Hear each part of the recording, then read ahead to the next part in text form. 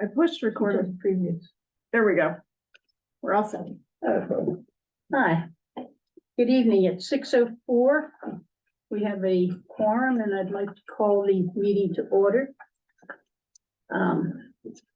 Would you please rise for the Pledge of Allegiance? Lynn is here. Yeah, I just announced her. Lynn is here. Yeah, Is it- Zoom. She can't, she doesn't. I know, but she's on Zoom. Okay. I pledge allegiance to the flag of the United States of America and to the republic for which it stands, one nation, under God, indivisible, with liberty and justice for all.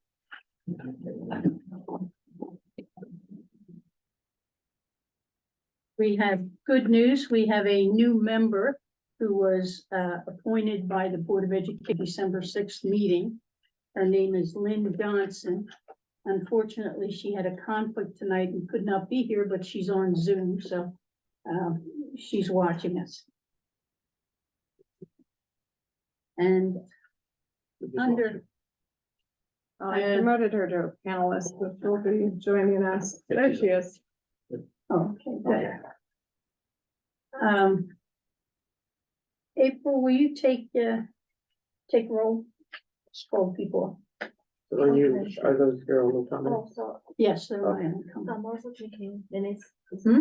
I'm still taking minutes. Oh, good, if you want to. I'll back it up. Oh, But no, Tammy is taking it Okay, until the okay. elections. okay, so, Yeah, so I'm just calling the roll. yeah, Okay, Chairperson Lauren Jones, present. Vice Chairperson Brandon, Here. hello, Secretary vacant, Don Gosney, I'm here. Lynn Johnson, she's vacant, Yes, she's not, and Shaw is not here. Jama is not here, Ariel is, Ariel's here. yeah, Ariel, yeah, Okay, thank you. thank you. Under public comment, we have Tammy, a clarification on a Brown Act ruling at the last meeting that she'd like to, she sent us an email, but I thought it'd be good to put it in public. Good. Yeah. Okay, so it was brought to my attention that public comment, can the board members make comments during public comment? And the answer has always been no. And I found out that changed.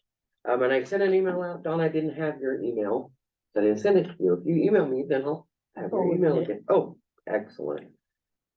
So I wanted to read it to you. Oh, great. Thank you. I'm taking minutes, so I just need Okay, to, Shaw has arrived. great. Okay, so I'm gonna read the whole section if that's all right. So no action or discussion shall be undertaken on any item not appearing on the posted agenda, except that members of a legislative body or its staff may briefly respond to statements made or questions posted by persons exercising their public testimony rights under this section. And that's where it stopped. Here's our wonderful new part.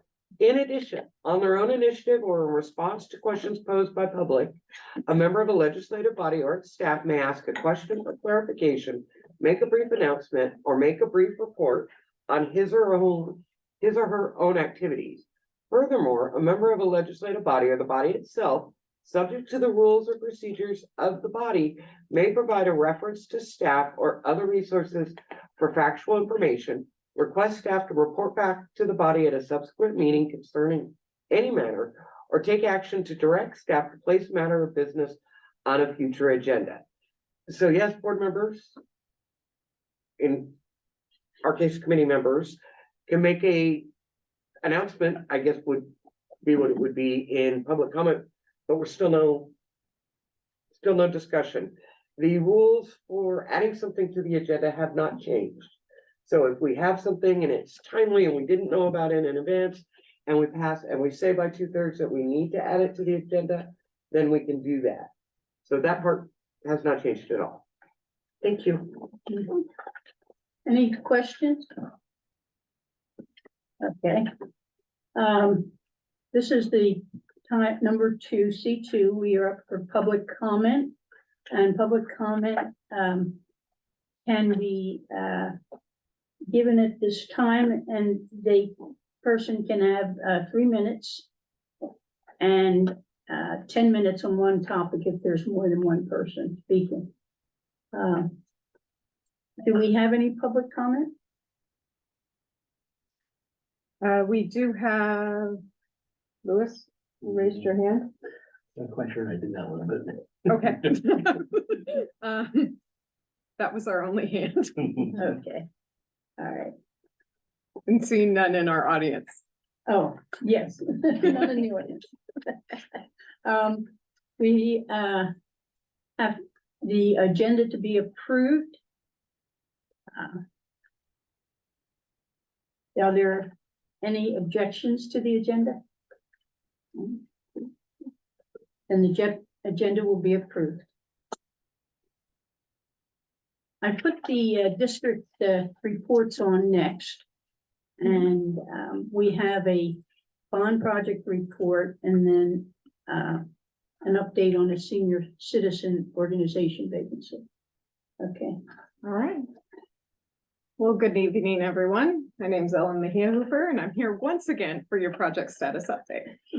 Welcome to December, in case anybody else is in shock besides me. Okay, so our list of projects has remained the same from the last time. As far as the number of projects, we have Kennedy, Richmond, and Stige, which we did get board approval for the options that we reviewed last meeting. We are working currently with the architects to get them under contract for the next phase of design. We have in our design category can be high school critical needs. We are doing a sub project for this that's getting ready to be submitted to DSA, which is moving the fire alarm panel into an existing building's boiler room, ex-boiler room. So that's moving along and we're anticipating submission at the end of the month. Otherwise, the demolition project is still in schematic and design development. For procurement, we did we did bid the critical needs project, which is the new NPR. However, we rejected those bids and plan to rebid in January. For construction, we have Blake, which is moving along, and I have slides for Hercules. Again, we have slides for Collins and Cameron. We are waiting. We did get the equipment, at least part of the equipment installed, but now we are waiting for PG&E. Riverside, E-Rate, and Kennedy Fields are all in closeout, and Pinole Valley. We are still working with the Geologic Society to complete that review. Any questions on this section? Don? Why were those bids rejected? Was there money or qualifications or bonding? The lowest bidder withdrew, and then the second the next up bidder was beyond the project budget. There were only two bidders? No, No. Oh, there were multiple bidders. so they, As you higher than that. Okay, escalate that. thank you. Okay, the Kennedy design, that's under measure R, right? Correct. Thank you. Yes, the Kennedy and Richmond designs are both under measure R. Very good. All right, Lake Elementary School. We had to change our shot. I was trying to get the same shot off the roof every time. However, I wasn't able to get access to there was no ladder available for the admin building. So this time we're on top of building C, looking back at building B. But as you can see, last month we had all the scaffolding up and we were on a rough coat of stucco. Now we have our final coat of stucco on, which is why you're seeing the color start to show. We are still doing an exterior paint. However, we do an undercoat of color, which improves the lifespan of the paint job. But so we're making progress. It's really coming together from the exterior point of view and starting to look like a real campus, and you can move around the site a lot easier without the scaffolding. In building A, we have the grid completed, as well as some of the light fixtures are going in. The ductwork registers are up, so the ceiling is starting to come together. However, the tiles won't be placed until we're closer to being conditioned. On the exterior, this is building B. There's a little bit of accent siding that goes around the front entryway and the project room. The project room is also where our roll-up doors are to allow for indoor-outdoor learning, and the roll-up doors have been installed. That's fun. Last month in Building C, we were finishing up the installation, sorry. And now we have the sheetrock up as well as it being taped, and the primer coats are starting to go on. Hercules. You can see here the foundations have been poured. And we did the underground plumbing, and here you're starting to see the low voltage conduit go in. Another shot, this is going to be our future IDF, which is where all of our low voltage dead ends for the building. And so it's always a fun room to look at because it's where all the conduit in. But you can always see it when you're at this stage of the game. All the other rooms are kind of nondescript, but that one's always really obvious.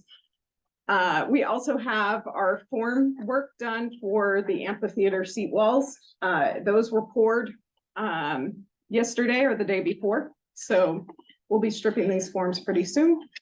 We're prepping for rock, and weather permitting, we'll be pouring the building pad next week. We have construction newsletters for both Lake and Hercules, reviewing the items that we just talked about. Although I forgot to mention I didn't have a picture in there for the tile work, but we also have the tile work done. This is the drinking fountain alcove in Building A. They'll be moving on to Building B shortly. And then this is Hercules. And then we have our project status reports, which we previously reviewed pieces of. And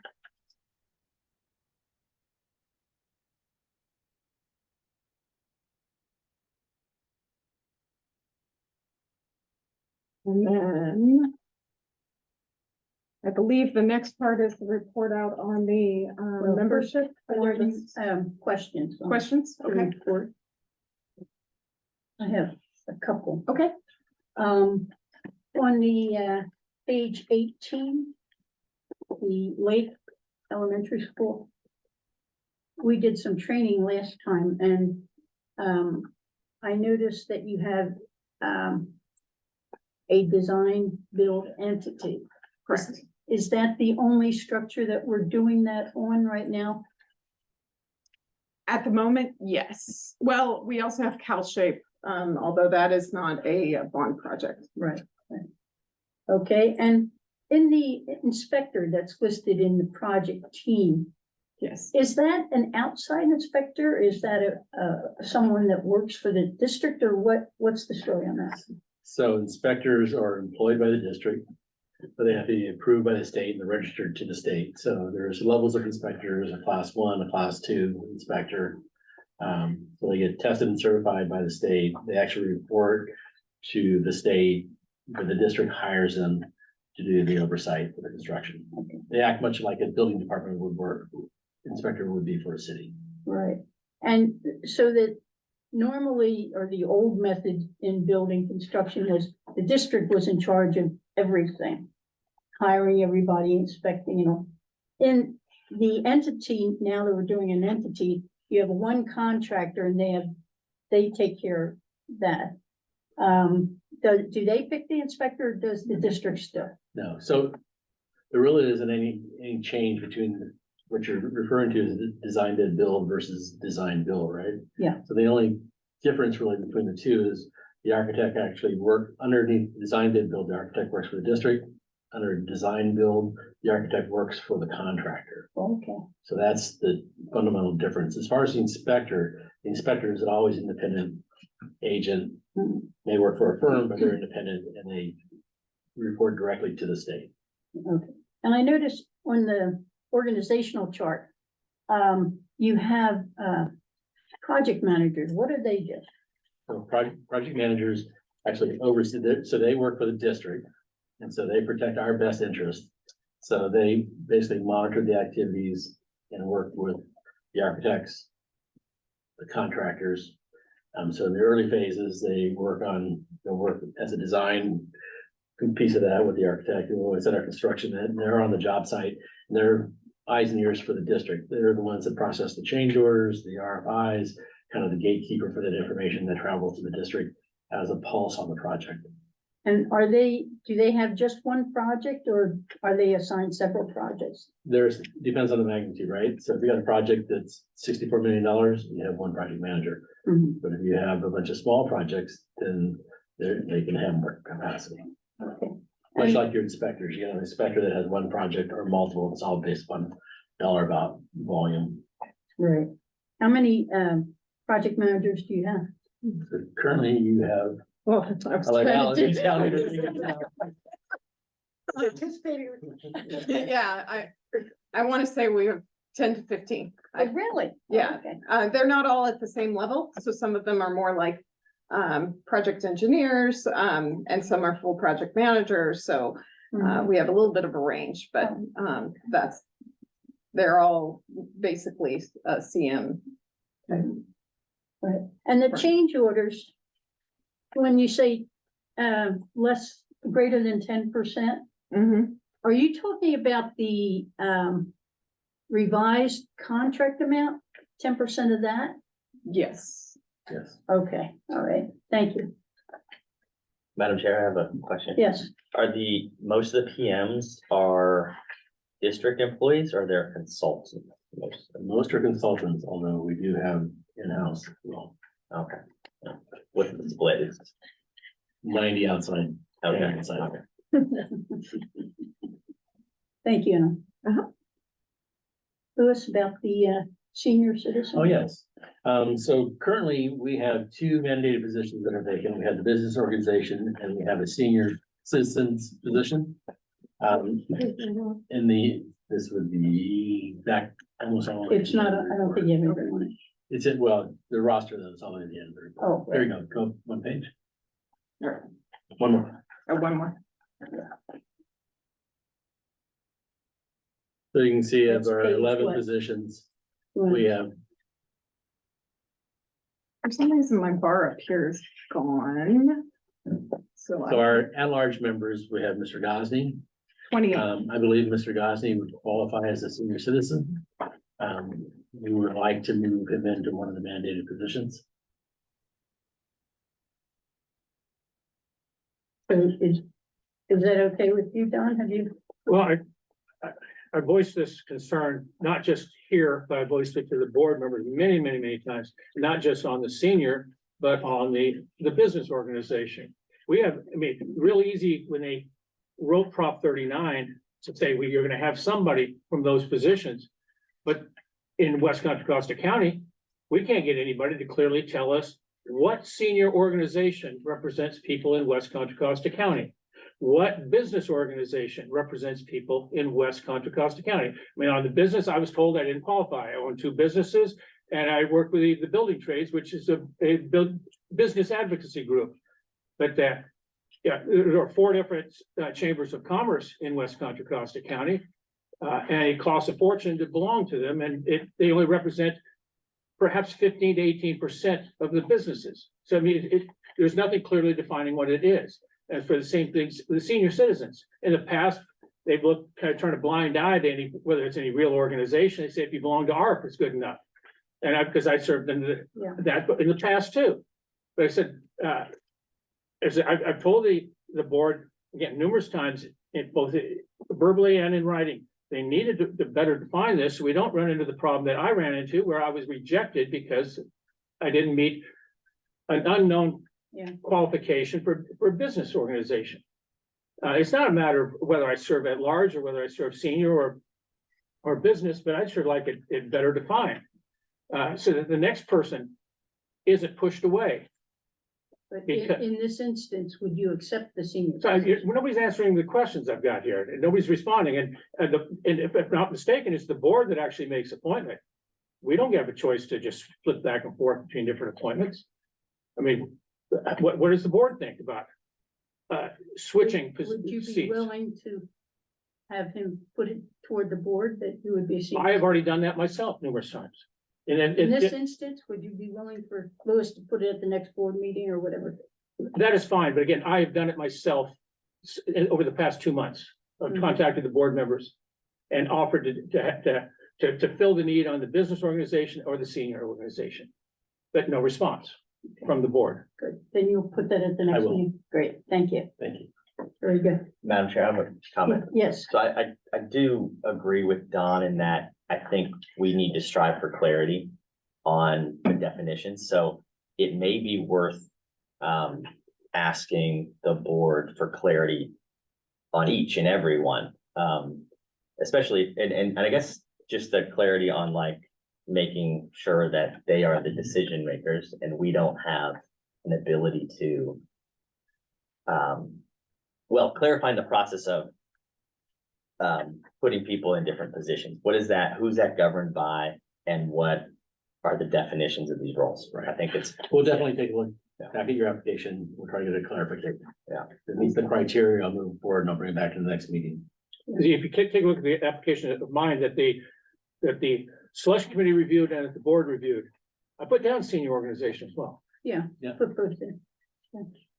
And it might be as far as the definition of a business organization, the law is not very clear on that. It doesn't really give a definition, so it might be a higher level problem also. I'll bring it back.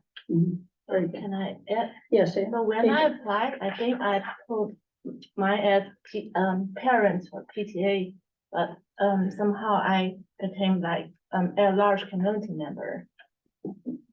Well, Only because it's required to have one, so that position was filled, so that's why you were put into an at-large position. and then what happened was, Tamisha was in that slot. She Okay. left, and then Lynn came in, and that's how Lynn got that slot, was just because Okay, she qualified for it. Any other discussion on that? Lorraine, can we make a motion or is this not? Just to clarify what exactly we would like from the board in terms of, Yeah, if somebody wants to make them. so yeah, I'd like to make a motion to request clarification on all the categories and the criteria for eligibility for each category. Hold on one moment. Just for the minutes, we need to make sure you get, so you're requesting clarification and Of each category. The eligibility criteria for each category. eligibility. So are you referring to all 5 or just the senior and I'm business? referring to all of them. Of each category, yes, so for all. I mean, might as well, right? Well, the only reason I'm asking is because it's more clearly defined on the other 3 positions. Okay, A bona fide taxpayer organization, I can't remember exactly what it read, but it's somebody that belongs to a PTA, somebody that belongs to PTA and has a child. Those are clearly defined. Okay. But the senior and the business, in my opinion, very vague. okay, I mean, Do we have, I haven't looked at, That's a second, so the well, motion I hold second. on, that I well- didn't ask for a second yet. doesn't matter. Anytime we start discussing something, it's an automatic second. Okay. So we don't, All right, once we go into discussion, we don't need a second. so, But that means what we have is the original motion that you've made unless someone wants to amend it to only include certain categories. Right now it is for each category. all right, so, So it's a Do moved we and have- seconded, and then we'll go back to the motion. okay. I'm sorry. What were you saying? Ariel, Clara? yes, I think there's no harm to clarify each category. I think it will benefit in future if we have like, we need new people to apply and they can understand different categories better. So, Well, we have Don, are you making an amendment to his motion? No, it's not necessary to take it that far, but on the application, again, those are the three, it does spell it out very clearly. okay, Well, but on the taxpayer organization and it defines it. oh, there's on those definition three. there? Yes, on those three it does. Mhm. But the other two, the business and the senior, it does not. Okay. It doesn't matter. We throw more work on the board. All right, so we'll go back to the original motion. Okay. Do you want a voice vote? Oh, yeah, no, that's good. I think it's good. Okay.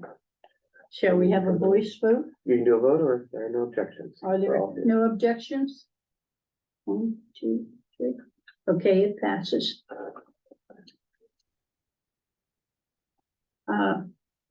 The next point of business, we're going into CBOC business action items. F1, election of officers for 2024. We elect the officers in December. And according to the amended bylaws from 2017, they would take office in February through January 31st. So do we have any nominations for, shall we start with president? Can I have a question? Yes. Do we have this election every year? Yes, the office, it lasts for 1 year. Okay, Yeah. thank you. Yes, I will self-nominate myself. okay, Don. We have Don. And Lorraine, I'll self-nominate as well you're self-nominating? Okay, For chair? for chair. so we have Don. We have Brendan and I self-nominate for chair. Okay, then I Anybody left to self-nominate vote? for secretary. Well, we're gonna doing go- president. Yeah, we're gonna do one at a Chair time. first, doing chair first. So, and. Yeah. then- Now, Yeah. I'd like to make a suggestion, since we have new members and we have 3 people running, that we maybe ask each person what they want to do or why they think they would be the chairperson for the new members, because you may not know the people. Yeah, sorry, I have another question. Can the people who nominate themselves vote? Yes, Okay, absolutely. so everyone vote. Everybody votes, and in this case, you wanted to go by the most accurate, Yes, so we're gonna be doing ballots. Everyone will get, or should have, we should have yeah, I had, pieces of Sophia paper, made them up. great, Did she bring and we're not allowed under the Brown Act to have secret balloting, so we have to you have to put your name, the position, and the person that you're voting for, and then they get turned in. I'm doing the minutes for you, we'll count the ballots, and all of how every person voted goes into the minutes, no matter how many times we have to ballot. And my understanding is that you have to have a majority It's a of the majority, voters. yes, Yeah, not of of course, we're all here, so that, except for Lynn. right, Yeah, so we would have out of 5, you need that three, would be a majority of those 5. right, and there is no Which means 3. yes, you have to have 3 votes to win for every single category. If we have to reballot, we do not drop anybody off. We keep going until we get somebody. Oh, thank you. Sorry, we're not very sophisticated. That's okay. So for this first one, if you write your name on the top, then we'll write, this is for the chairperson position. And then you write who you vote for. However, we haven't gotten to that point. We're still Right, addressing a process. Did you want that for everyone to be timed? How long? Because we could, yes, if you're proposing, yeah, we right. can do it with no. Now, we have 15 minutes here. How about Well, maybe before we do that, we see if there are multiple nominations on the others to decide how much time. We only do one, but we're doing one at a time. We can't. Yeah. We can't say we're gonna do one at a time and then start splitting it up, Okay. so. All right, let's so let's do say it, 3 minutes for someone, each person. So 3 minutes for them to speak. Yeah. Do you also want questions by Questions? other board members? How long for questions? All right, we're going to have to extend the election of officers' time. We can do that, All right. if there are no objections. Are there, If shall there are we, no objections, and in this one, I would recommend until we are finished Yeah. with this matter. if I, do we need a motion? Or I can You- say, all right, good. If there are no objections. If there are no objections, say we do the election for as long as it takes to do them, so. Okay. And let's ask for questions. We can each have one question per person. Yes. So 3 minutes. Yeah. For, I just want to clarify Yeah. so that everyone's, Right. it's very equitable. So 3 3 minutes for minutes. each talk. for each candidate to introduce themselves. Mhm. We'll go for a minute. One question. Per member. What Okay. about members of the public? We have to ask them. Okay, members of the public. One question per person. Because that'll include members of the public report. Yeah, per person. And then what is the The time answer time, 1 minute, and 1 minute reply. for answer. So what I have is, you proposing with no objection, 3 minutes for each candidate to introduce themselves, one question per person, 1 minute per answer. Mhm. If there are no objections. Okay, it passes then. And, Don, do you want to go first? Sure. Okay, you know, while Lorraine One has been, second, please, let me, Oh, I need to. I got do it. time. oh, Ellen has it. You got it? Right So there. 3 minutes per. Okay, great. Okay, can you see? You want to Yeah, I reset it, can. You please, got it. Reed? sheet me out of the 2 seconds. Oh, well, There you go. I Hey, got the way it. I speak, I need it. You ready? All right. Okay, while Lorraine has been around for a couple of years, the rest of you may not know me very well at all. I tried sending a light bio and some thoughts on the CVOC to the newer CVOCers, but I'm not sure if you even got a chance to review them or if you even got them. I have 53 years of experience in heavy construction and construction management. And while I built and maintained oil refineries instead of schools, I understand quite a bit of what's going on as we try to finish the rebuilding and rehabilitation of the 17 schools that we have left on the facilities master plan list. I started with the bond program back in 1998 as it was just being conceived. Shortly after the CVOC started, I started attending the meetings. Between my first 2 terms and my second 3 terms, I've been with the CVOC for more than 10 years and attending for 20 or so years every meeting. Aside from chairing the CVOC for 3 years, I've also chaired every committee on the CVOC: bylaws, audit, website, site visit, NESTROM, outreach. I drafted our first set of bylaws and set up our original website. While chair, I presented a 5-minute report to the board and the public at least once each month. Shouldn't the chair attend the board meetings? I actually attend every board meeting, sometimes even in person. I work tirelessly with all 5 city councils, both MACs, the local social media sites, the local newspapers, the Richmond neighborhood councils, and other places to solicit membership in the CVOC and to get the word out to the public. And when we had applications, I shared them in the agenda packets and spoke at length with every applicant so they knew what was expected of them and what they were getting themselves into. I have a great working relationship with all 27 city council members in West County, as well as the 2 county supervisors, our state assembly member, state senator, and all 6 candidates to become the next senator. We're supposed to be an independent oversight body. When chair, I refused to pawn off our responsibilities to the staff. I put together our very professional looking agenda packet, worked to ensure that the CVOC drafted our own minutes. I made sure that we had regular site visits for those that were interested. I insisted that we had 2 joint meetings with the board each year. I was the lead negotiator that brought in our financial and performance auditors. We had our own needs met, and it saved us more than $200,000 per year. I made sure that our performance auditors had a chance to speak directly with the stakeholders, especially the CVOC, so they might know how effective the bond oversight was. I made sure that everyone had an opportunity to speak and that no one was ever silenced. When I was chair, I insisted that we have training materials on our website, some of which are still there. Training is important, but our main focus needs, in my opinion, to be on the actual oversight of the bond program. I work very closely with the board and staff to work collaboratively on the oversight of the bond program. Most importantly, I diligently and regularly communicated with each and every member of the CBOC staff and the Board of Education and superintendent and the public. This is key. I treated everyone with the same respect I expected to receive from them. I sat on the interview and selection committee when we had to bring on a new facilities guy, Lewis. I'm the one that pushed so hard for Lewis because I knew what he could do for West County. The person that had Lewis's job before them was instrumental in having bond dollars used for the 2015 forensic audit. For 16 months in a row, I went on record that she was incorrect, and then all of a sudden it came out that I was correct and the money had to be returned to the bond program. Got more, but Thank you.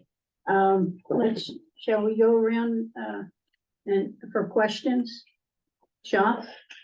Oh, hold on, we need to have time for that. This one's 1 minute, This one's. or yeah, after the question, a 1 minute response. Okay. Sean?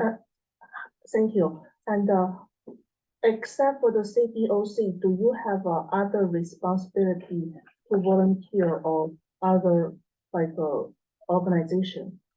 I serve on several committees within the city of Richmond. For 13 years, I was appointed by Congress to represent this community on the environmental cleanup of the Point Melotti Naval Fuel Depot. I helped design write the reuse plan for Point Melotti. I've been a member of my union for 53 years. I'd say number 2 or number 3 person in that union. Work with the Building Trades Council of this area. I work with the neighborhood councils in Richmond. I own an online newspaper. I got my fingers in a lot of pies. Thank you. Thank you. Ariel? Okay, so what are the top 3 things you want to accomplish if you got elected as chairperson? Just a second. Wait. Okay. We'll give you the extra second. Okay, sorry. We just approved almost $600 million for Richmond High School, Kennedy High School, and Stige Elementary School. I think we could not need a bond oversight committee more than we do right now. It's made important that we all understand what's going to be happening there. We need to get back on site visits to visit those schools to see what is it that they're going to be doing with our bond dollars. What is needed to be done. We need to make sure that we're on top of the projects themselves. As if I were chair, I'd be going back to giving 5-minute reports at the beginning of every board meeting that I'm allowed to do it, which should be once a month. I would also be in communication with the board members and the superintendent of schools to make sure that, and the public, make sure that the public is aware of what we are doing, that we are representing them on this. Okay, thank you. And, Brendan, you have a question? More of a comment. I think I want to appreciate Don for sharing through email all the ideas you have for the board or the committee and just the immense amount of history and insight you have for this work. So I appreciate that. Thank you. I echo Brandon. Oh, I echo Brandon. Yes. Oh, echo, I'm sorry. What, my Oh, your turn. turn. What is the, most important or most difficult problem that you see we have with the CBOC, and how would you solve it?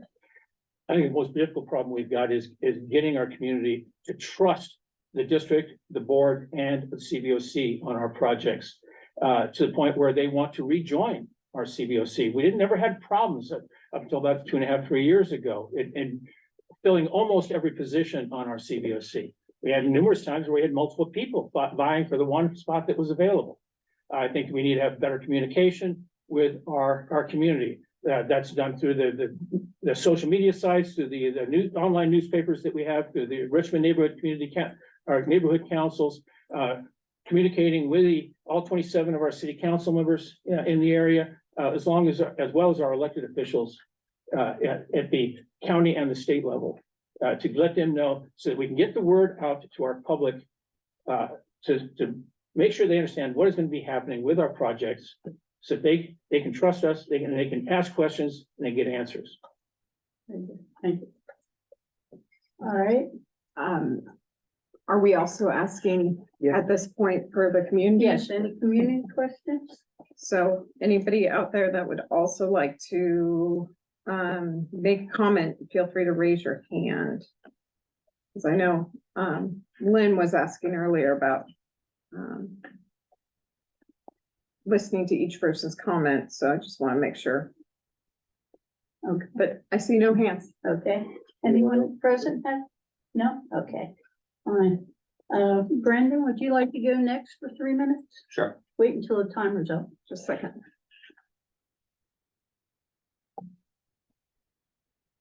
Good evening, everybody. So I'm running for chair. So I see some opportunity in the work that we do to incorporate best practices, improve communication, some of the things that Don has talked about. And I also think it's important to, develop leadership skills within our younger members to build capacity and have some type of sustainable succession plan as we build more capacity and get more members onto the committee. I think ensuring that we can work as a cohesive body is really, really important to me. So that would be kind of one of my first and foremost goals. Ensuring that we have a really productive working relationship with staff is also on the top of the list. And I've been civically engaged for a couple decades now, holding chair positions in other nonprofit organizations, sitting on commissions. My experience is not as deep as Don's, but we'll look for opportunities to help contribute.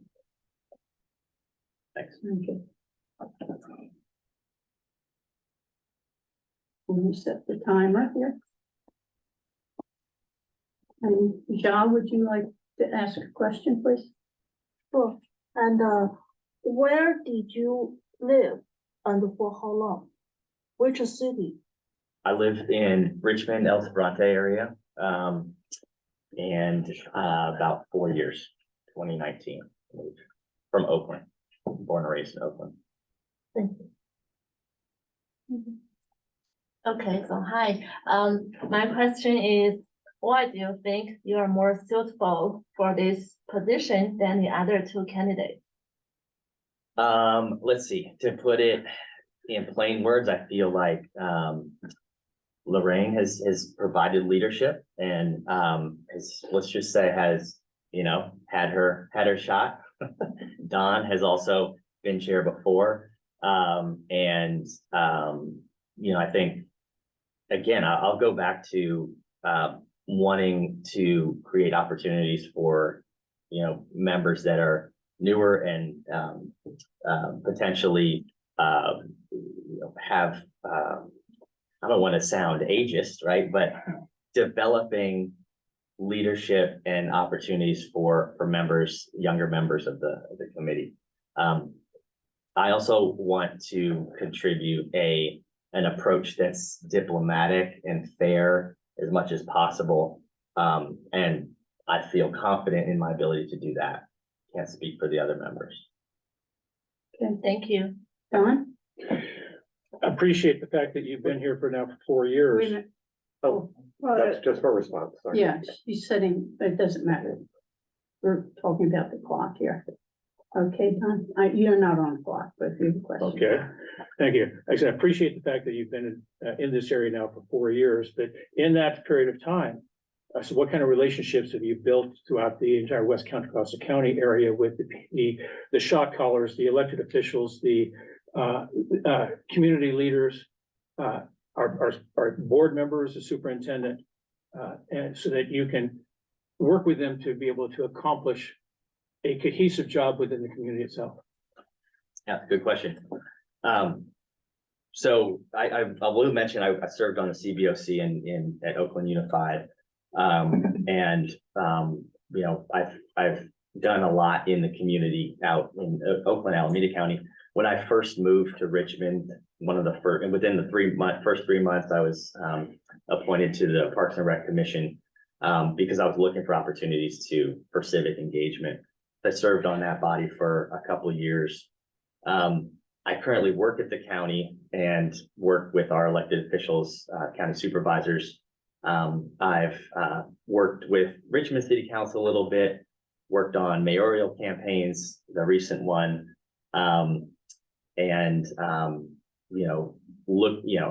So there's a little bit of that, and I'm still within, the 4 years. I feel like I've done a lot in terms of trying to meet folks and understand how I can engage with community issues and provide value. And my question is, you said that you would like it to be more cohesive a group. How would you suggest that you would do that? Yeah, I think cohesive is I choose that word in particular because I think we can be cohesive, but we don't all have to agree. I think cohesive in that we all understand kind of the rules of the road. Everybody's empowered with the knowledge and understanding of how our meetings work. And I know we've been working on that. And also that everybody feels like they have the time and space to be able to share their opinion and get their questions answered, no matter how basic. So I think, for me, cohesiveness is about bringing everybody together as we do our work and we march down the road, and making sure that nobody feels left behind from a kind of an intellectual standpoint or just awareness standpoint. Thank you. All right, but we have public comment? Yes, we Question? do. No? Okay. Lynn has her hand up. You wanna unmute? Hi, everyone. I'm sorry I'm not there this evening. I just wanted to ask a quick question of the last candidate. Given your experience, I heard you talk about your experience in other school districts and in other nonprofit organizations as a chairperson. Given that experience, the previous chair experience, as well as your experience on this CBOC committee for the last 4 years, what obstacles or challenges have you identified, and how do you believe that you'd be able to drive resolution to those issues? Thank you, Lynn. I get the only tough question from Lynn. I appreciate that, Lynn. So just to clarify, I've only served on this CBOC for a handful of months, I think beginning of this year or so. I think from most of my board and commission experience, mostly boards, there's in every situation, there's always been a lot of tension to have to navigate through, whether it's between the board and staff or other stakeholders. So in terms of opportunities, I think again it goes back to making sure everybody has the time and space to speak, share their issues, and if issues aren't resolved, to make sure those don't fall through the cracks and bring those back up for discussion and resolution. Okay, any other public question from the public? Nope, seeing none. Good, then. Pardon? Any? No. Okay, my name's Lorraine Humes. I've been on the CBOC since 2016 or 2019, I'm sorry. And I ran for president because I wanted to give it a try. I had some ideas.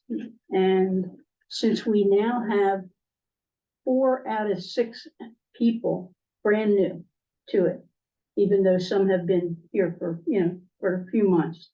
My concentration is not, I have a year to do something. My concentration is getting the people trained and getting them into committees. The board, right, in the past, we have had a history of contention with the board. And I have worked, tried to resolve that. I don't believe in having the board as telling us what to do, but we don't always have to be head in head all the time. And, so I'm working toward that. When I joined, I became president, I did an evaluation. And we had some problems that have been long-standing as far as, not complying with some of the rules, the laws. And, I made an assessment. I had the committee, vote, and we sent it to the public to see if we could get help from them. The Cocoa Taxpayers Association responded, and we're working on that. We have not had the full 5 complement of legally required members for a while. We have not had financial statements for the last year. And we are not getting training. We're doing it ourselves. There was no training plan. And I stepped up and I'm forming one, learning how to do it and getting people to come in and train us. By looking at a report on the checks cashed and knowing that they are in the object class from one of the bond measures does not mean that you are monitoring that. And I've never seen us take papers like they do when they're doing the independent evaluation, when they're doing the independent audits, and look at them to see if this actually is following the project list. So I'm trying to get training in that so we know what we're doing and how to do it. I would also like to get the committees going, but we've got to train the people first. That's it. Any questions, Sean? Where do you live? I live in San Pablo. I've lived there for 30-some years. Oh, thank you. Don, there's a door. Yes, our membership has been a problem for a very long time now, but the processing of our applications seems to be running into roadblocks. I mean, I had to file 6 applications before mine was finally processed, but even if the last one was processed, it took 11 weeks from the time I submitted to the time I was interviewed, and then another 7 weeks before I came before the board. But as chair, what did you do to ensure that our applications were being processed? Because I was not the only one. Well, I've only been chair since April, I think. And at that time, we had people had been processed. You've never come to me and complained personally, but that I'm on the committee that does the interviews. And that's all we can do. It's up to the board to appoint it, the person. Okay. Eric? So for your last term, did you make any mistakes? Sure. If yes, which one is the you think is the biggest one, and how would you do differently if it happened again? One of the biggest mistakes I would say I made is not knowing how to be president. I was vice chairperson under John, and there was no training, and I did not push for training because I thought all I'd have to do is when he was absent, he'd take over the meeting. And I did that one time. But I probably should have had more. I didn't realize all of the back room things you have to deal on. These are things like, do we have phone numbers for the board? for the WCCUSD. Do we have a training plan? Who can I go for training? To get training done, the format to do it with the Gmail, et cetera. And so there was a lot of things I didn't know. Yeah. Bryn? So Lorraine, thank you for your service as chair thus far. We've had trouble with attendance. How do you plan to increase just overall attendance of our members? Well, I asked them to, it's your obligation, it's the members' obligation to come to the meetings. I remind them in emails to let me know if they cannot make the meeting, because I think it's unfair. If you're not gonna make a meeting, you don't tell anybody about it. We have employees here staying till 6 at night, and all of a sudden you find out you're not going to be needed. I also tell them to call me if they have trouble, if they're on their way, so we can do it. I think it's the members' obligation to be here, not my obligation to get them here. Okay, any other questions? Do you have a community member? Yes, Just Lynn. Hi, Lorraine. I was listening at what you were saying, and can I give a part two, kind of ask a part two to the last question? I think, can you confirm for me that you said you've been chairperson since April of this year? Yes. Okay, so what, in getting members to be more involved and more active in the meetings, I heard you say it's the members' responsibility, but coming from a leader's perspective, as a leader, how do you motivate your members to come to the meetings and be more involved and more active in what's going on? And how do you identify what training is needed for the members that you have? Yeah. As far as motivating them to come, I don't think that's my job. I should getting them involved is. And in the training, you can't get involved unless you know what you're doing and what you're evaluating. And so we've had training units to do that. And I tried to get a mentor system set up, which didn't work.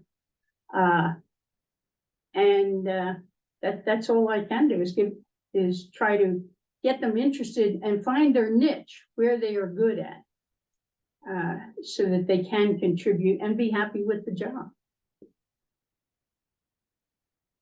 Any other public questions? seeing none. Okay, good. Then you have your papers. Remember, put your name at the top, Position, the positions. and then who do you vote for? I have one written up if anyone wants one that's already pre-filled out. Ballot has already been filled out. Just with those 3 questions. I'm sorry. I have a ballot with the questions on it in the order it needs to be. So what do you mean by positions? So position, this is or the chairperson. president, chairperson, whatever you write there.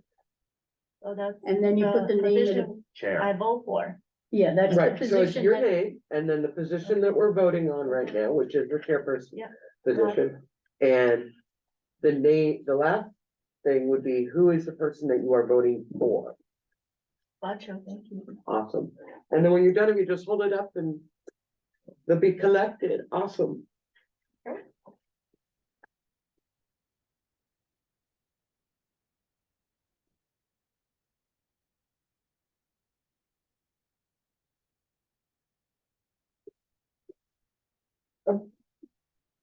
Got a back wall Thank you. in a minute. We have 5? Lynn Bowden. No, she will not. Sorry, but thank you. Okay.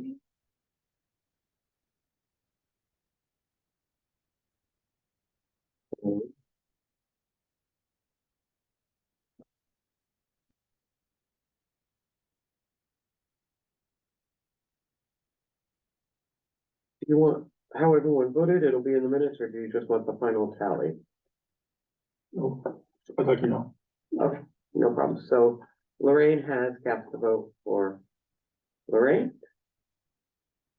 Jai is it Jai or Jai? Yeah, Jai has cast a vote for Lorraine.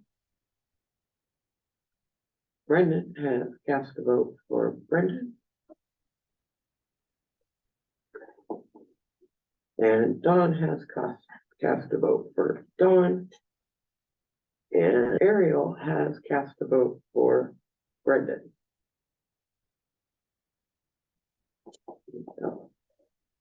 So with one for Dawn, two for Brendan, and two for Lorraine, we have not reached a quorum. We will need to reballot. I will be marking all of these with first ballot. If you could take your ballots again in the same format, please. Your name, the position, and who do you vote for?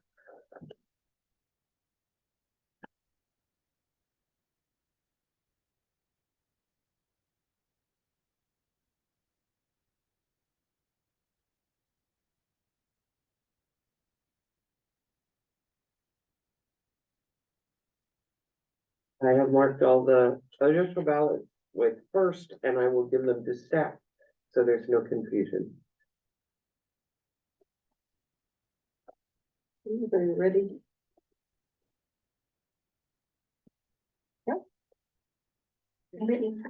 Good. Ooh, that's awesome. Okay, thank you. For the second ballot, Brendan has voted for Brendan. Lorraine has voted for Lorraine. Ariel has voted for Brendan. Jai has voted for Lorraine. No change. And we got one more here. Dawn has voted for Dawn. Seeing as how we have not reached a majority on this ballot, we will ballot again. Again, please, your name at the top of the ballot, the position that you're voting for, and who do you vote for? I will be marking these with second and turning them over to staff. Yeah, more of this. We do this until we get a majority. One person needs to get a majority. Change colors. If no one changes their mind, then we will do this until someone makes a motion to move on to the next category. But Considering we will have that to nobody in the continue. room wants me, I will withdraw my consideration. I won't be voting on this. That doesn't. It doesn't help you, but So you're withdrawing I'm from, withdrawing my name for consideration, but I will not be voting. okay, so let me, one thing at a time, sorry. So Dawn has withdrawn.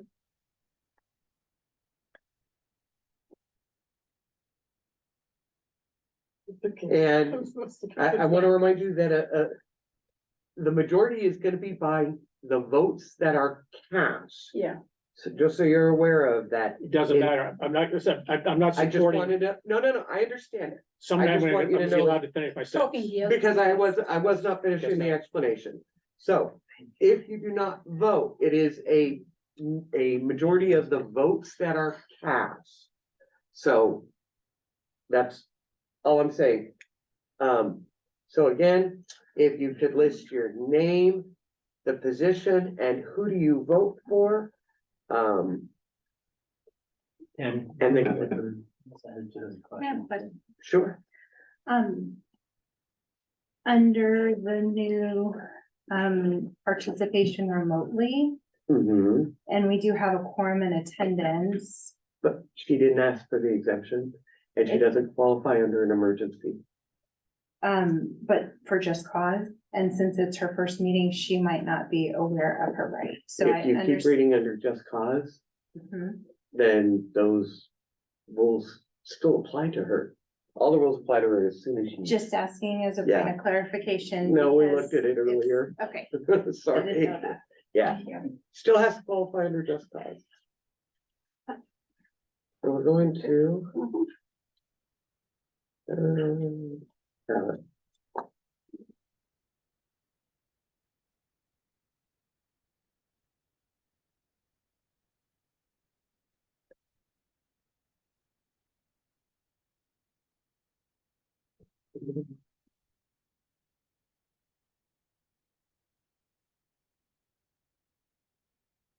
Brendan has voted for Brendan. Lorraine has voted for Lorraine. Oh, I'm sorry. I just read your name. Lorraine has voted for Brendan.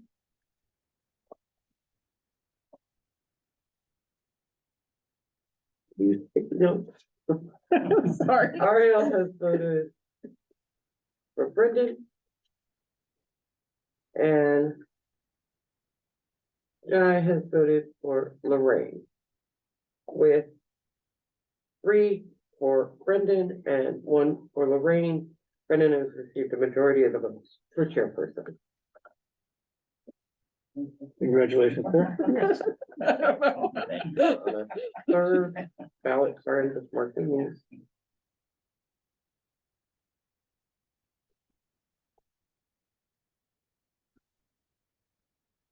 And we will Move on to, move on to vice chairperson.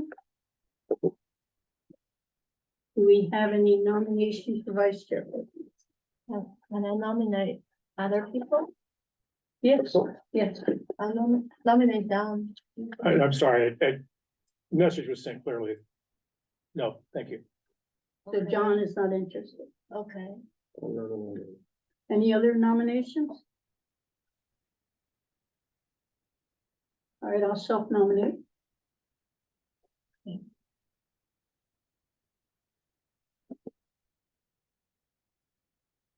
Finally, any other nominations?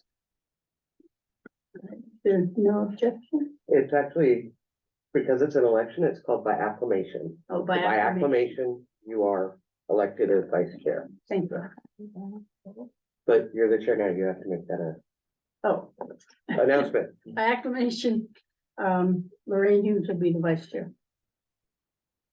And now with the final position is treasurer. Or No, treasurer, secretary. secretary, I'm sorry. Any nominations for secretary? I nominate, Okay, I will stop nominate. oh, okay. Ariel self-nominates. Any other nominations? No. 1, 2, 3. By acclamation, Ariel will be the new secretary. Congratulations. Thank you.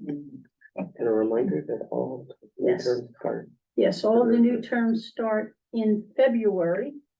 So, the people that are in the present, offices will be here in January. Any questions? Okay. The next thing is the approval of the minutes. Are there any objections to the approval of the minutes? Which one? We're, F2. So you're doing them in Okay, block. I just want to make sure Yeah. you're doing them both the July and October 16th. right. 1, 2, 3. Okay. And the minutes stand approved. The next line of business is the calendar for 2024. And if you look on page 24,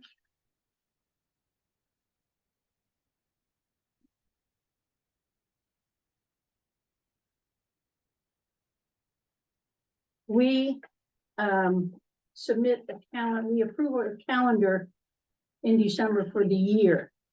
You'll see in the left column, it's yearly calendar and fiscal calendar. The board submits a calendar for the fiscal year, and that would be from July 1st of 23 through June 30th of 24. So they don't have the last 6 months on here.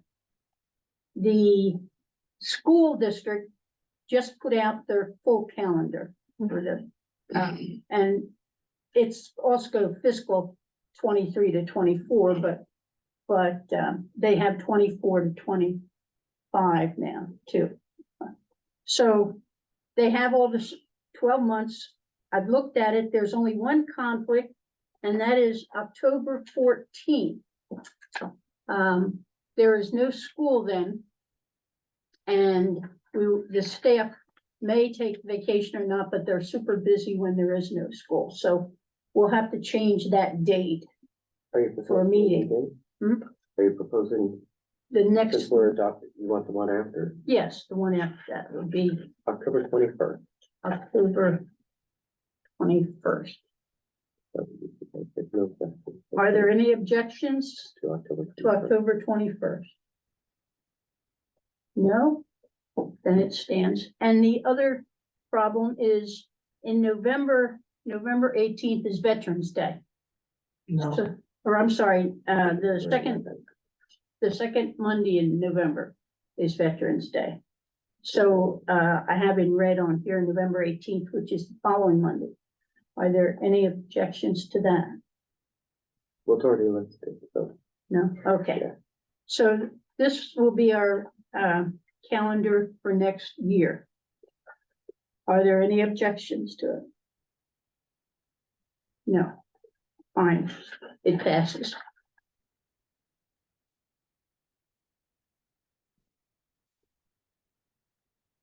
The next is the annual report.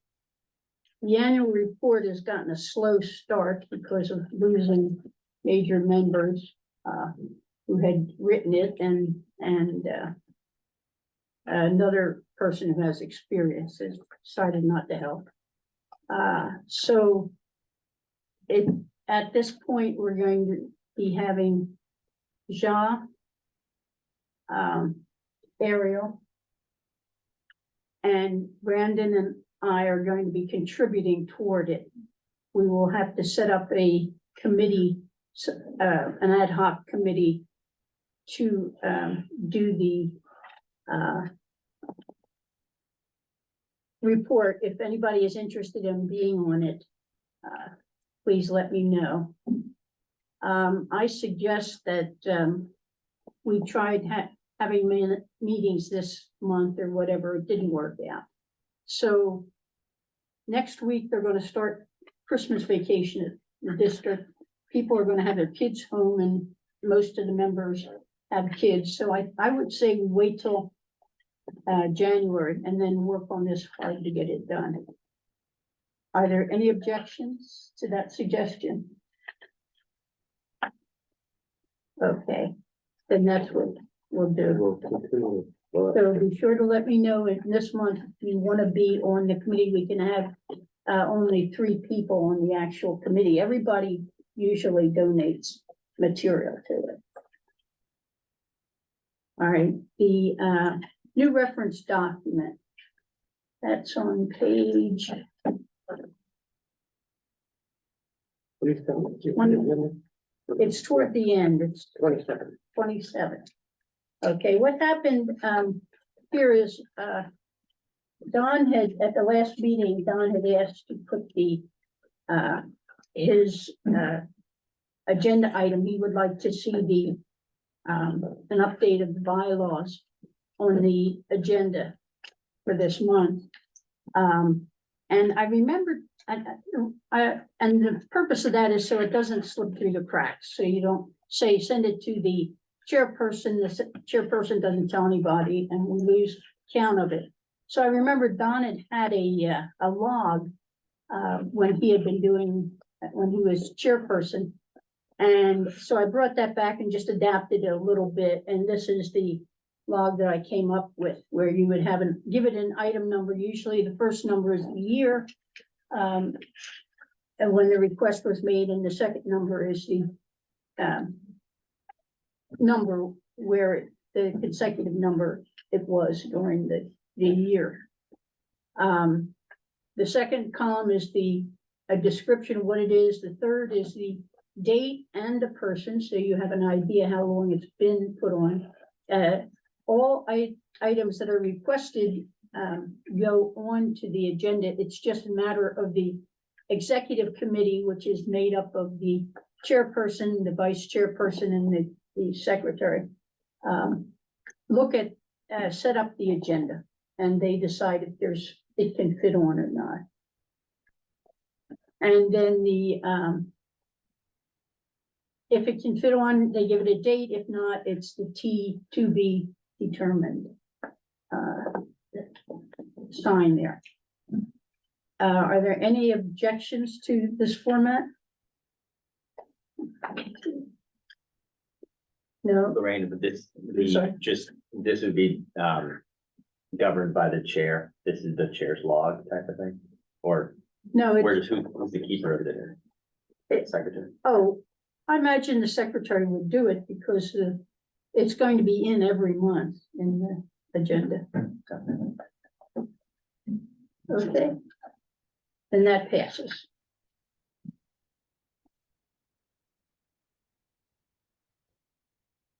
The F6 is CVOC honor plaque. I recognized when I became chairperson, and also that we had some people that when I started, they were on the committee and they were timed out. Sally DeWitt was one of them. Anton is one of them. Don was one of them, and they devoted 6 years of their life to this committee.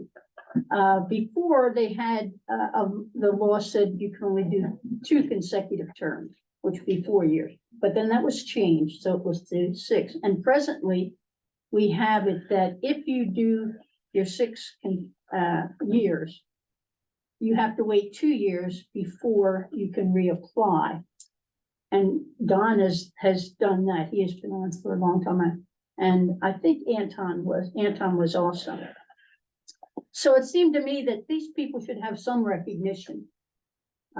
And my suggestion was to set up just a plaque that would go on the website.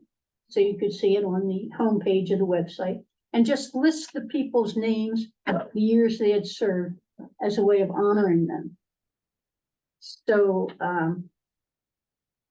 are there any objections or discussion on this matter that people would like to? That's the discussion first. Yes, discussion first.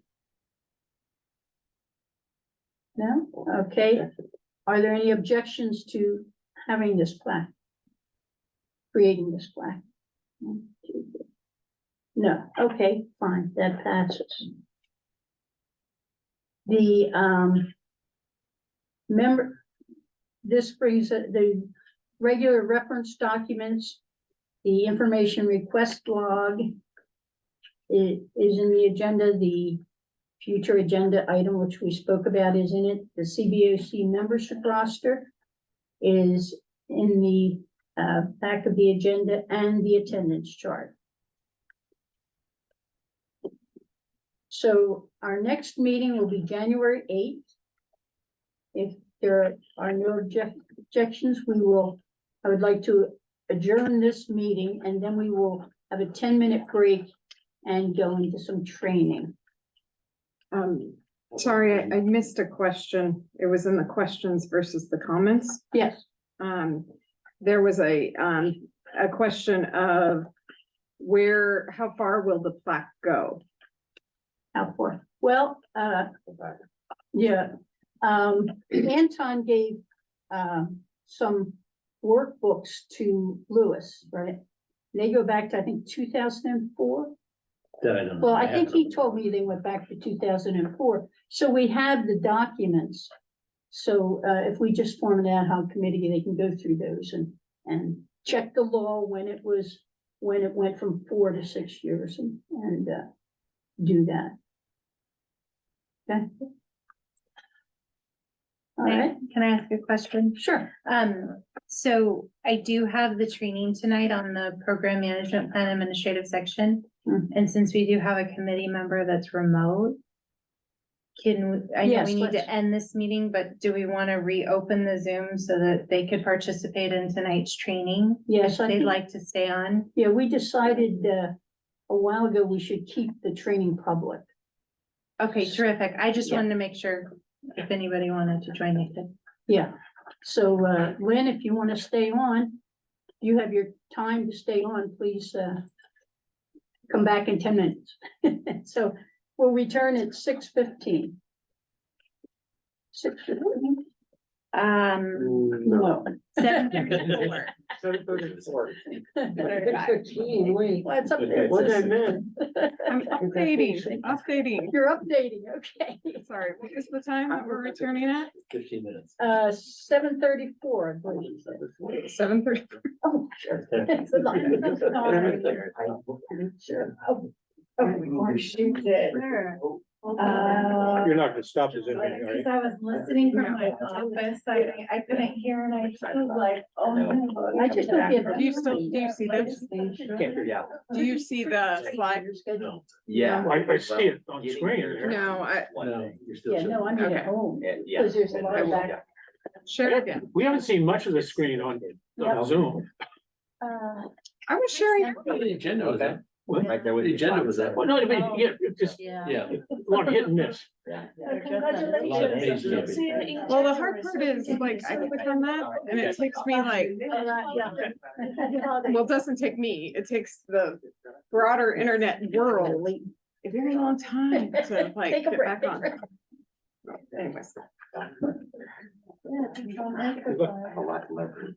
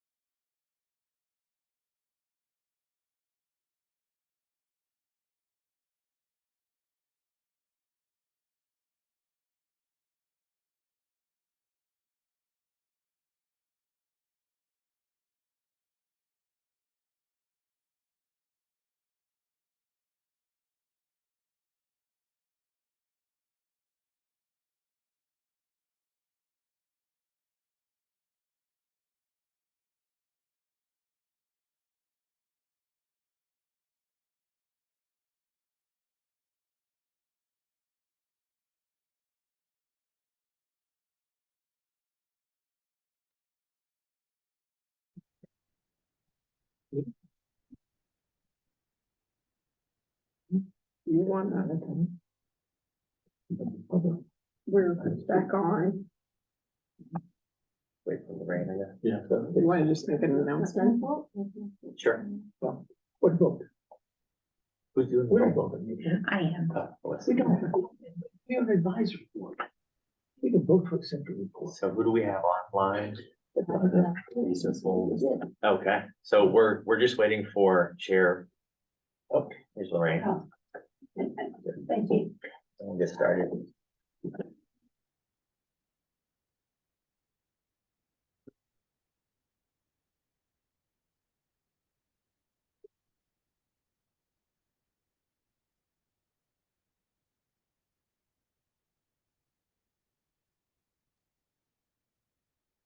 I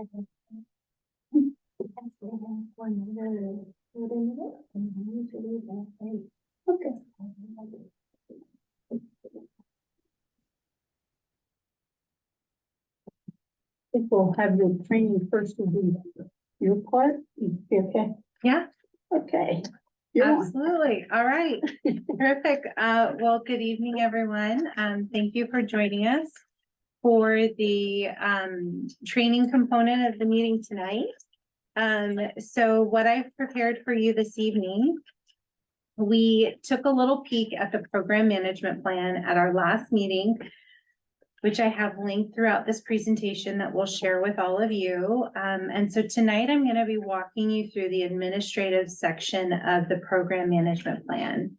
So our program management plan has 4 sections, program and operations section, fiscal, administrative, and PM. So this is basically 25% of our PMP tonight. And so I'm going to go ahead and get started.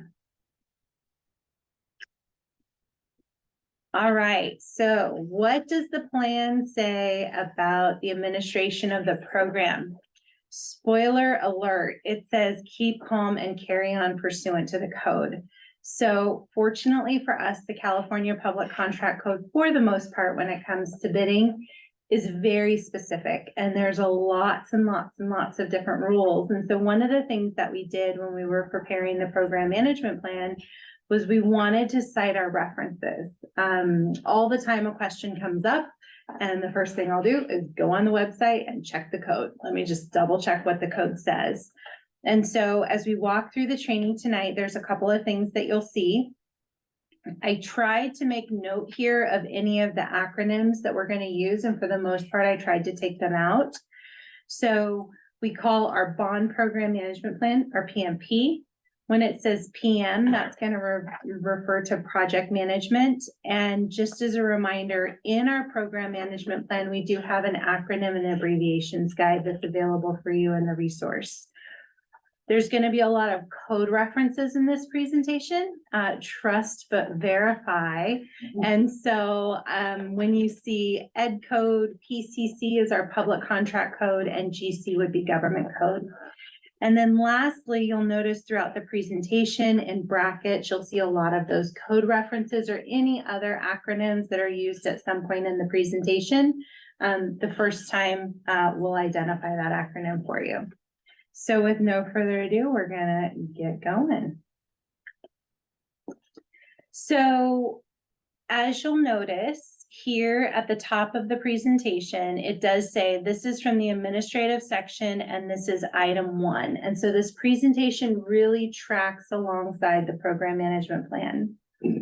And so in the administrative section, the introduction really identifies that procurement really, no matter what the rules say, follows kind of this general flow that you see here. And the first thing to do is to come up with a plan. And so how you're going to procure something really comes down to what are the types of services and what is the value of the services. Those are really 2 key criteria to trying to figure out what are the rules that apply. Then you're going to have what we call your bidding documents. And so that's basically where you identify what are the services that we need, when do we need them, and what are the rules related to them. the evaluation, selection, and notification process. So we ask for quotes or proposals or bids, and then we have to go through an evaluation process. And a lot of that is really indicated in the code. So then there's the contracting process. Someone's selected, we're going to have a contract with them, and then there's an approval. Really, really important for us, a board approval or a board ratification of that contract. And so now we have a contract, we know what our services are, we know when they're gonna take place. Now we've got to manage to our contract. And so what happens if there's a change? There's a change management process that also requires approvals. And so these kind of 5 overall steps will happen over and over again. And now we'll take a look at some of the details. So you'll see here again, kind of tracking with our PMP. This is from the administrative section, item 1. And then you'll see here in the parentheses, 1.1. Excuse me, could you enlarge it a little bit? Let me see. I'm going to.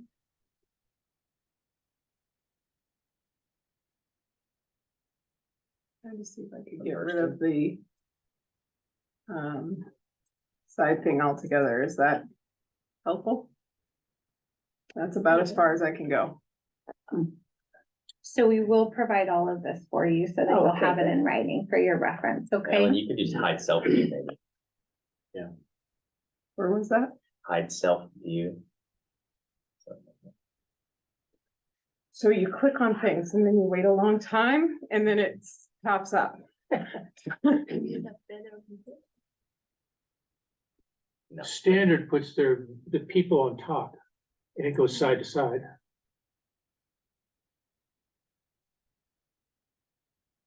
And then change the screen with it.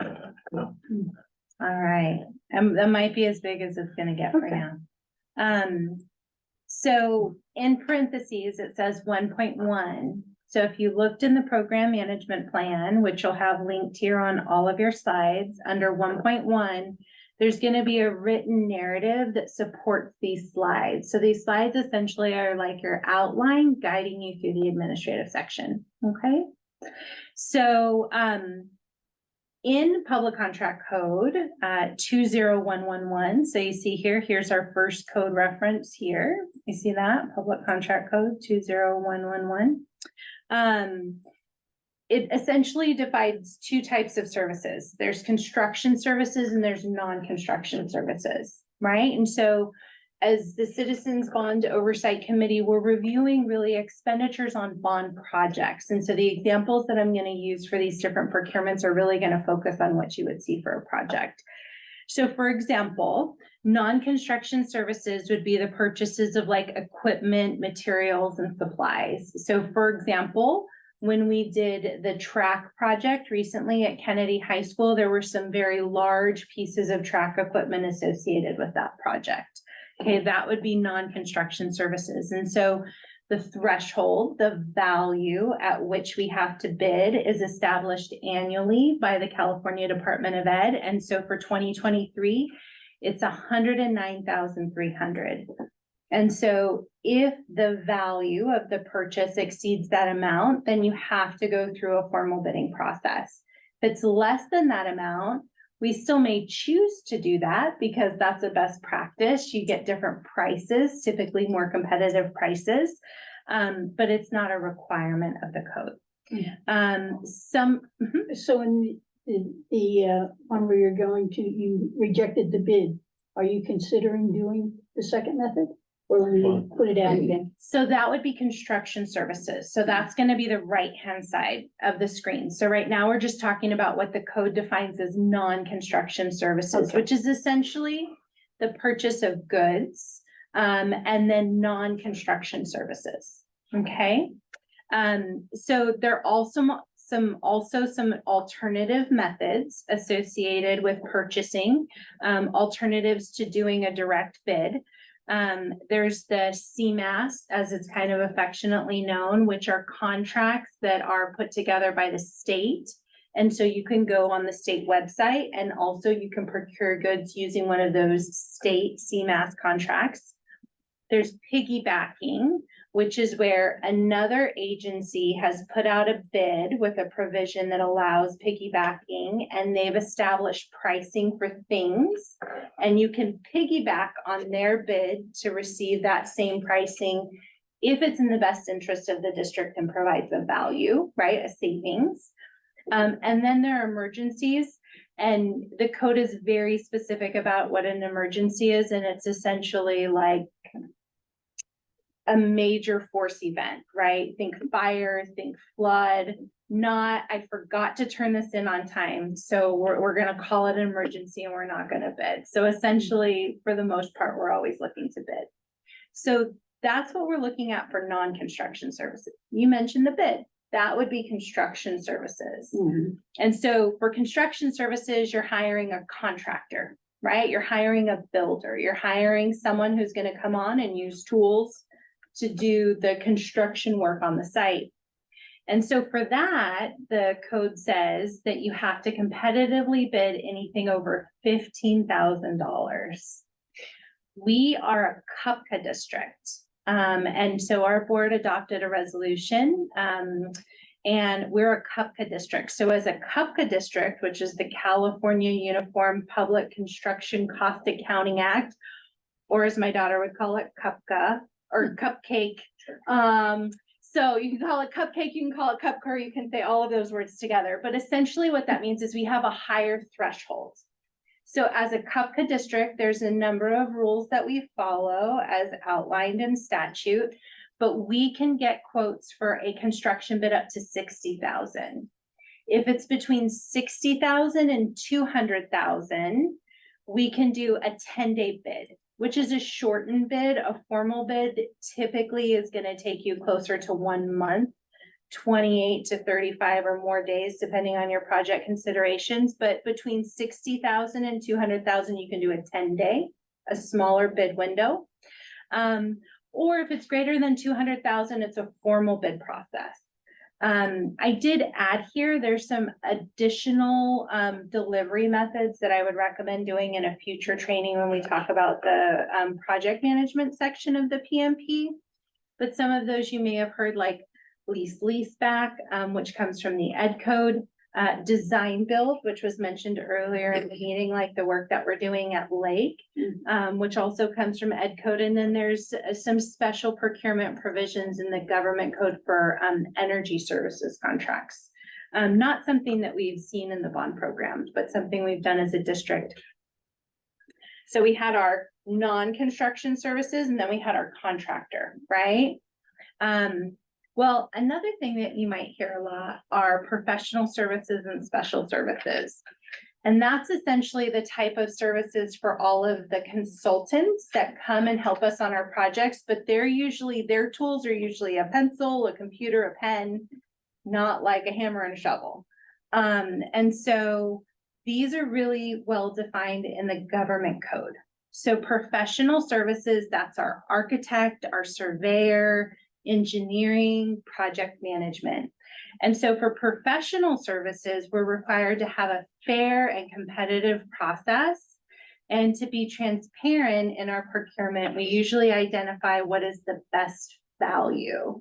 And so what best value means is we're identifying the criteria for the scoring.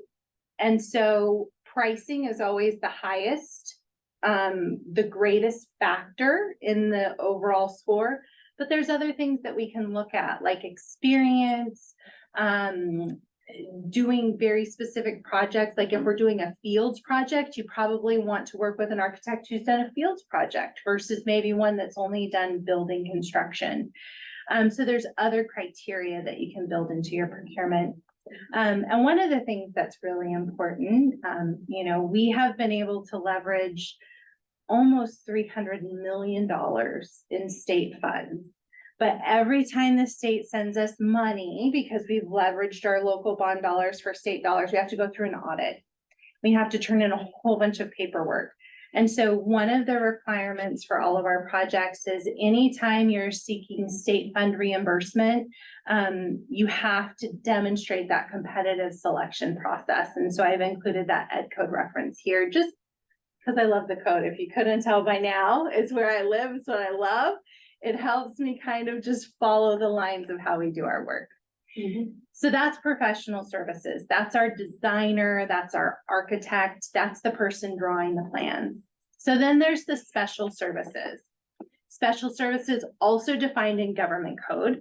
And that would be like the auditor, the attorneys. And so I provided a couple examples here, and the selection requirement for special services is just that they're specially trained, experienced, and competent in that specific area. Doesn't preclude you from doing a best value procurement process, but the code doesn't require you to, like it would for an architect. Okay, so following along, now we're moving on to the administrative section, item 2. I Yes. have a question. So Absolutely. does the lowest cost responsive bidder pop up in any of your procurement work? Definitely, all that of like our construction construction slash- work. All right. Absolutely. Is that coming up? We're It gonna is. talk about that? Absolutely. That was a perfect segue. I assure you, he did not see the slides before the presentation. I appreciate it. It's super helpful. So section number 2 starts with, and there's really a big focus on back to our construction services, right? So we're jumping back over to public contract code. So contractor pre-qualification. So pre-qualification is essentially a process where someone is demonstrating that they have the requisite experience and expertise. And as a contractor, they do that too. So I mentioned we're CUPCA district. So instead of bidding at 15,000, we can go up to 60,000. But part of that requirement comes with, we do an annual advertisement inviting contractors to join our CUPCA list. And to be on the CUPCA list, it's pretty straightforward. You've got to have a contractor's license and you have to have a DIR license registration. And so I've attached, when you have the presentation, you can click on this link and it'll take you to our website where we post our pre-qualified contractors. There's also what's called a mandatory pre-qualification, and that is another process prescribed in the public contract code. But that's a mandatory annual process for the general contractor, which is the person that we would be directly contracting with, and any electrical, mechanical, or plumbing sub. And so they have to be pre-qualified, and there's a process that the DIR has provided. They have to provide 3 years of audited or reviewed financial statements. They have to provide 4 experiences, 4 demonstrations of a particular project level of experience and expertise. They're answering questions about any OSHA violations, DIR violations, bankruptcy. It's a very detailed process. Think about if you've ever applied for something. So the contractors basically submit their pre-qualification applications to the district on an annual basis, and we review them. And if they meet that very specific criteria, then we add them to our mandatory pre-qualification. And that's really required for projects that are over $1 million, right? So because you're smaller, right? We talked about 60,000, 200,000 range. Mandatory pre-qualifications like more than $1 million. And that pre-qualification is another one of those rules that you have to follow if you want to have the state dollars. Do you verify if the qualifications they submit are correct, true? Absolutely, we do. And they have to sign the application under penalty of perjury. Okay. So when they submit the application, they're verifying that everything that they submit is true. But we're asking them a lot of information, and there's a lot of information about contractors that's available on the website. So we can verify information on the, Louis passed me a note, so I gotta put it in the acronym jar. I said DIR, Department of Industrial Relations. And so that is the agency that approves and provides a contractor a registration. And so we can log on to their website to confirm that that's valid. We can confirm their license type. We can call other agencies where they say they have this project experience to confirm that they meet that criteria. And so there's a lot of different ways that we review and verify that information. And we're one of the districts that does the pre-qualification in-house. There are some services available where you can have that done third party.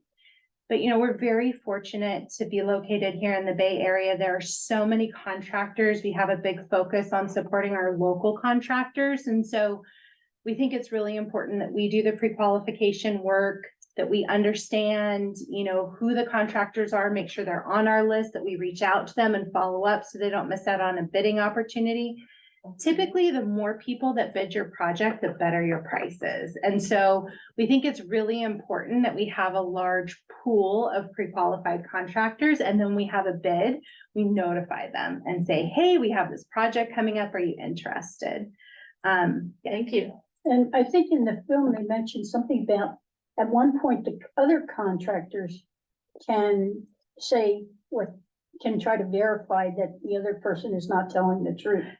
So That is in here. course. There is a bid protest process that we'll talk about in a little bit. Okay. So I'm gonna jump ahead a little bit. So pre-qualification, really, really interesting. It's our way of saying this contractor has the experience and expertise within the last 5 years that they've done this work before, they could do this work here for us as well. And so part of our rule too is that it's a school district project that they've done, right? Because we have the Division of State Architect, and a builder that hasn't met some of those requirements before might not be as familiar. So then we have our bid documents, and this is covered in 2.2. And so when we put a project out to bid, we have the invitation to bid, and that's published in the paper. And I'll show you something on the next slide. We have an instructions to our bidders. Here's everything that you need to submit with your bid. Here's kind of the rules of the bid. There's a bid proposal form where they're gonna write their price, their bid. They're gonna sign again, verifying. There's a bid bond that's actually submitted, or another security, which is that contractor saying, I'm gonna put 10% on the line because I'm submitting this bid and I can't just withdraw my bid for no reason. And so there's actually a bid security that's submitted. And then there's a designated subcontractors list. So when the contractor bids to us, they're saying, here's everyone who's a subcontractor to me that's doing work greater than 0.5%. Sounds like such a tiny amount, but some of our contracts are kind of big, so that's actually kind of a big amount. But they're telling us up front, here are all the subcontractors that submitted a bid. That's how I know my bid's complete, and they're naming them at the time of bid. Yes. As far as the security deposit, Ellen was telling us earlier about one of the bidders that withdrew their bid. Did they forfeit that security deposit? They didn't, because they met the criteria of a bid withdrawal that's available in statute that I'll have on a future slide here in just a second. Okay. So yes. Sorry. So can the CBOC see the documents of the bidding process if we need? Absolutely. Absolutely. I would even love it if you guys came to a bid opening. I love this stuff. I really love my job. We hold our bid openings on Zoom, so everybody's welcome to come. We read the bids aloud, and we show the documents on the screen as we open the bid. We also, as you can see, we have plans and specs all around us. And so if you ever wanted to review the bid documents of a project, absolutely, we'd be happy to share that with you in a meeting, or if you wanted to schedule some time to meet with us and look at them. Didn't they used to do the bid opening at the board meetings? So the bid openings, not at the board meeting, but they would be held publicly in the meeting room. And that is actually a requirement. We open and read the bids aloud. I'm gonna jump one slide because I think it's valuable. So here is a really fun snapshot and a whole bunch of code references of all of the things that are required in an invitation to bid. And one of the things that's required in an invitation to bid is identifying where the bid opening will be. All of these rules in the public contract code are really about making sure that it is a fair process. And so when the bids arrive, they come in sealed. We actually accept ours on our online plan room. And so I can't even look at them until the deadline has passed. And so I open them via Zoom. You can also join here. You can come here, or you can join us on Zoom. And we see the bid at the same time everybody else does. And then we post the bid tally as well as the bid package of the apparent lowest responsible bidder on our website. So here's a number of the things that are required by public contract code to be in that invitation. And you can see right here, the time and place of the bid opening is a requirement to be part of our invitation. So we sent out our invitation to bid. We have our bid documents. They're available on our plan room. We've reached out to our pre-qualified vendors on our CUPCA list and on our pre-qualified list. And so how do we get to bid opening day? Well, there's a couple of things that we do, because the more information the bidders have, the better our bids come in. So one of the things that we do is called a pre-bid job walk or meeting. And so typically that's held on site, and it's a chance for the contractors to come to the actual site where the construction is going to take place and review the existing conditions. And so this is a walk that's typically held at the location where the construction will take place. It's typically also always a mandatory pre-bid. And so they have to sign in. And so only those that attend the mandatory walk can submit a bid. So if someone submits a bid and they didn't attend that mandatory walk, then we don't open their bid. And we actually even publish those sign-in sheets in our addendas. Can public attend the pre-bid job walk? Yes, there are rules associated with, just since it's on a school site, so there are rules associated with the meeting, but yes, anyone can attend the pre-bid job walk meeting. You'd have to sign in, you'd have to follow the protocol, stay with the team, those kinds of things. The same rules that any other contractor would have to follow. Okay. So then there's the pre-bid RFI process, right? Because everybody has the right to ask questions. We love those questions. It's an opportunity for us to give more information, but everybody has to get the answer to the question at the same time. And so that's where an addenda comes in. So we published the bid, we said, here's the scope, here's the schedule, here's all these drawings and all this information about exactly what type of bolt you have to use. And then they come to the job walk, they see the site, and they have some questions. Well, they have to send their questions in writing, and we respond to their questions in writing. And that's what an addenda is. So an addenda is issued. And then just for more fun, on their bid form, they have to acknowledge all of those addendas, because the only thing that changes those bid documents is the actual bid addenda itself. And so we issue those and make those publicly available at the same time to all of the bidders.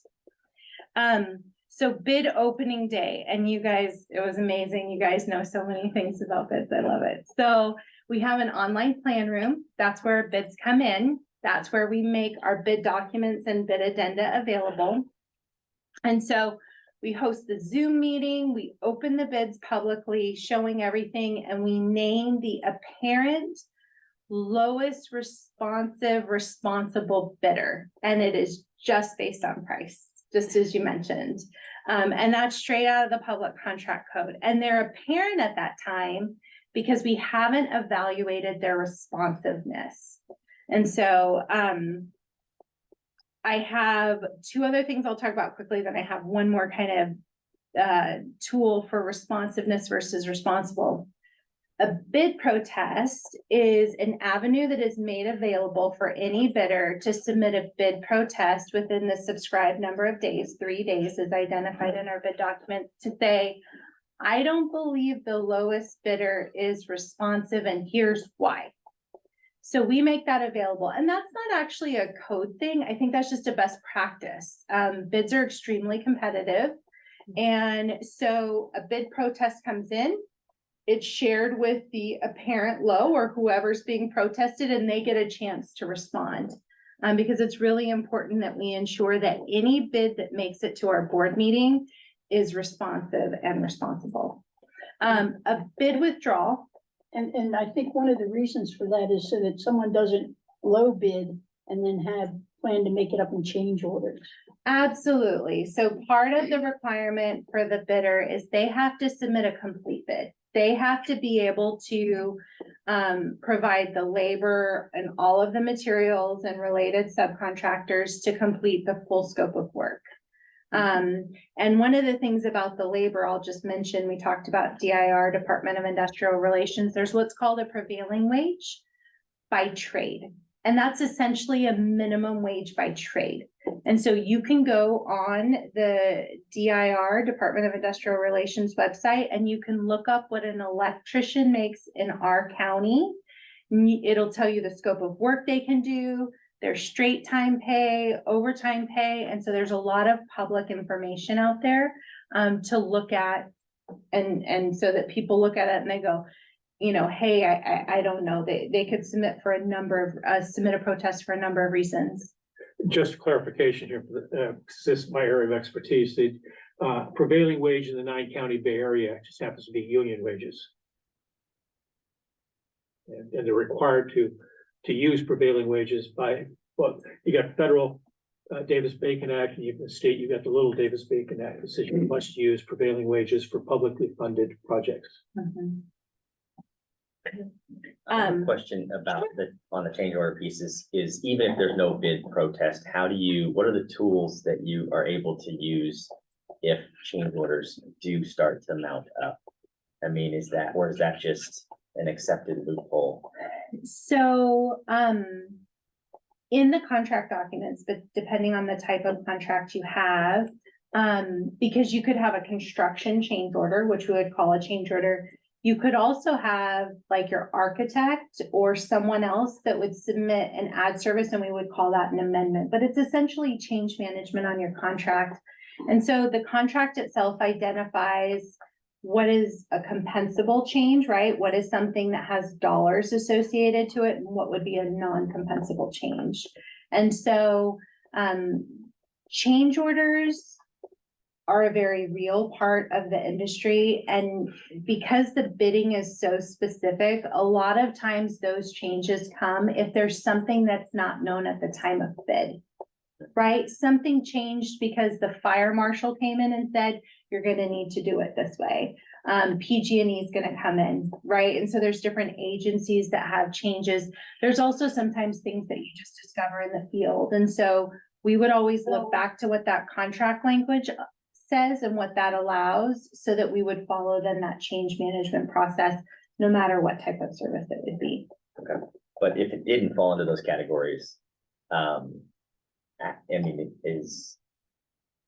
I imagine there would be times where there would be a bid protest, but there still would be So part of, cost, like there would be a bid that was not high enough to meet costs, then they come out. And I just wonder what the district has in their tool belt for our estimate, so we have kind of an expectation of what our project is going to cost.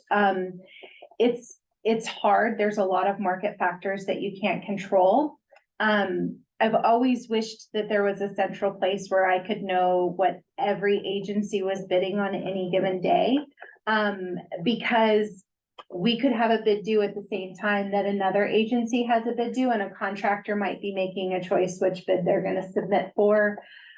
There's just so many things that go into who comes in on bid day, but it definitely happens where we see the bids come in and we go, that seems a little low, which is what might lead to a bid withdrawal. And so the statute does allow for a bid withdrawal for a very specific kind of like a clerical error, but it also requires that the contractor demonstrate what that error was and that they flag it within 5 days. And so in the example Ellen shared earlier for the Shannon Critical Needs Multipurpose Room project, the low bidder came in and we all kind of had a gut feeling that they might have missed something on bid day. I mean, it's a very hectic day. And so we weren't surprised when the bid withdrawal came in. Another tool in our tool belt is we like to do what's called a post-bid meeting.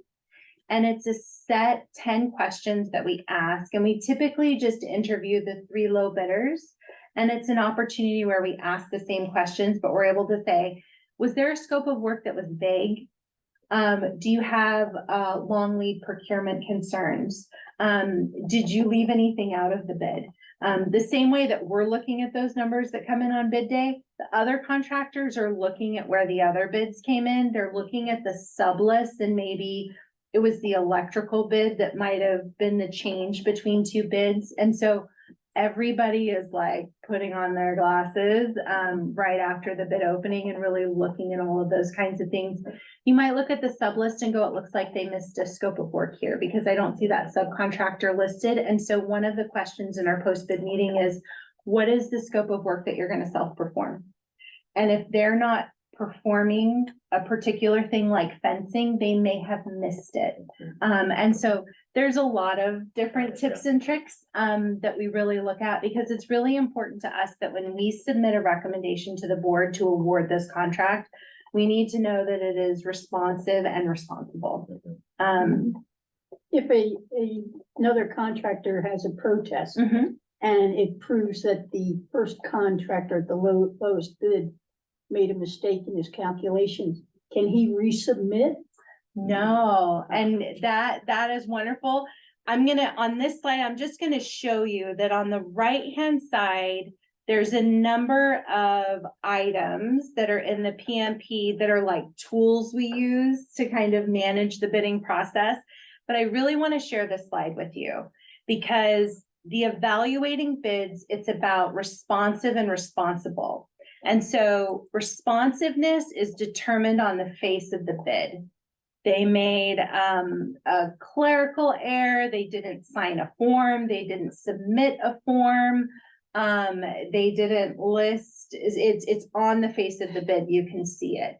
One of the listed subs isn't licensed and registered, and they didn't submit the substitution request to cure that. So if there's a protest, we notify them. If we notice something in their bid and we think it's non-responsive, the bidder must be given notice of the defect and the chance to say whatever they're gonna say. And so we typically say, you know, here's the defect, whoever identified it, and we give them a time frame to respond. And so responsibility is a lot harder. There's actually a hearing that has to be held for being responsible or not. It's happened twice in my career. It doesn't happen very often, but non-responsiveness does come up. And so one of the things you'll see if you look at our bid tally or if you look at our board précis, we will still list that bidder, but we'll list in parentheses non-responsive. And the reason for that could be a number of different things, but we'll identify them as non-responsive because they did still submit a bid, just not a bid that could be accepted. And so under public contract code, it's actually 5105. If there is a defect, they can't further clarify their bid or resolve it. And so when the district puts out a bid, we have two options. We can award it to the lowest responsible bidder, or we have to reject all bids. There's really just two options, okay? So here's some of those fun tools that I shared. When I say keep calm and carry on pursuant to the code, it can be a little intimidating. There's a lot of rules. And so we have all these different tools that we've created to kind of keep ourselves focused and tracking all of those different things. And these are in the PMP, and here's just a couple of snapshots that you could see. So we talked about kind of procurement for construction, right? That's what we just did, public contract code. So now we'll talk a little bit about what does that look like when it's professional services or special services. So when it's our architect or our inspector, what would we do? And so the first process is a request for qualifications. So when we talked about a contractor, we talked about pre-qualifying them, right? When we talk about professional services, it's very similar. So it's a request for qualifications, and it's saying the same thing. It's really their opportunity to demonstrate their experience and expertise in their field that really makes them able to do the work that we're asking for. And so from an RFQ, you can publish a pre-qualified list of firms for that particular procurement, or you could open it up more broadly for multiple future procurements. So thank you for the amazing training. I just need to go. No problem. Sorry. We're recording it if you want to check it out. And you know, I love to answer questions. So any questions you ever have, let us know. Thank you. So happy Right. holidays, everyone. Happy holidays. Thank you. Bye. So kind of similar to construction, you have your pre-qualified contractors, they can submit the bid. Same thing in professional services, you could have a pre-qualified pool of architects. And then you can request that they provide you a proposal for a particular project. And how you do this, right? It's flexible. You could just do an RFQ and then just do an RFP. You could do an RFQP together. So there's a couple of different ways, but this is really the way to meet that fair and competitive requirement of the government code for professional services. And I think it's also just a best practice. One of the things that we do that has proven invaluable to us is in our request for qualifications, we show them our form of agreement. And we say, if you have any concerns about this agreement, you have to identify them now. So that we could understand, are they going to be able to meet our insurance requirements? Are they gonna agree to our indemnity requirements? And if not, that's part of the analysis, in moving forward. It also speeds up the process later on when we're trying to move to our approvals. So there's a little internal approval that we do. We have our proposal approval checklist, which is an internal form that we use to make sure that we've signed off. The procurement rules were followed. We have the money in the right budget account. We've met all of our fiscal responsibility, and this is properly coordinated. This is approved. This is ready to move forward. So that's an internal form that's signed off. And then once that is fully executed, that's actually uploaded into our financial system. So our financial system is Munis. And so our team doesn't input anything in our financial system until they have that fully signed off document internally by the team. And so we now have staffs recommending award of contract, and we have to go to the board. The Ed Code gives the authority for contracting approvals to the board. The board does delegate some of that, but ultimately every contract requires the board's approval or the board's ratification. And so in our PMP, one of the sections that I love, we really identify what are the thresholds within which you would expect to see things go to the board and in what form. And here's a little picture. This also comes from our resources section. And so an award of contract is going to look like this.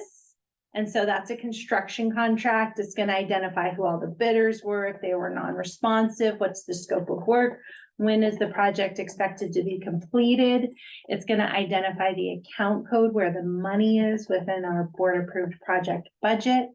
And then alternatively, if it's non-constructions, goods and services, it's going to be in this form here. And this form was really developed in response to the forensic accounting investigation and kind of met all that criteria about telling the story. Mhm. Everything that you would need to know in moving a contract forward and reviewing it and approving it. So contracting process. Okay. So we followed all of those procurement rules. We put together a recommendation. We went to the board, we're approved by the board. Now we've got to complete our contracting process. And so this essentially follows mostly for a construction contract, but we do have our forms of agreement that all come from legal. We don't change anything in those agreements without legal's approval. And we have our notice of award, which is what our contractors use to go get their payment and performance bonds. And so we send them the notice of award. The board has approved your contract. We send them the contract. And then we wait for everything to come back. And so one of the things that we created here is this agreement checklist because, oh boy, there's a contract to sign. There's probably about like 25 certifications from Ed Code, drug-free, tuberculosis, hazardous materials. There's all of these different things. We need the bonds, we need the insurance, we need everything to match the contract. And we certify that they've met all of those requirements before we would provide that contract to Lewis as a delegated approver who can sign the contract to then sign. So he's not going to sign anything until he knows we have the insurance, everything meets those contract requirements. And then they get a notice to proceed. You have sent everything in, everything is approved. you may proceed with the contract. Here's your completion date. And now we have our executed contract. So this is, yes, and that's exactly how it goes. I mean, we do Now it's your so turn. much work. Not to mention Ellen's been planning and designing it for 2 years before I ever get to throw it out to our pre-qualified pool. So it is a huge, like, exciting moment.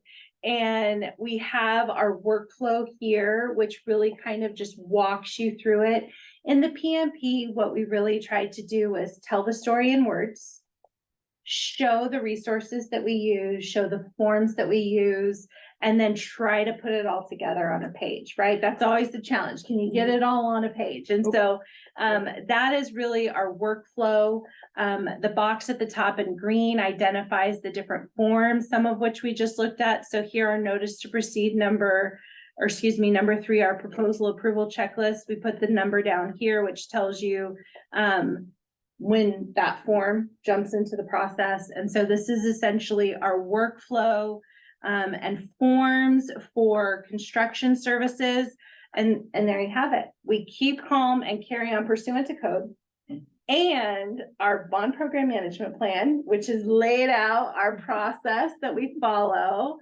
And that's how, a project, a need for services ultimately becomes a contract, for services.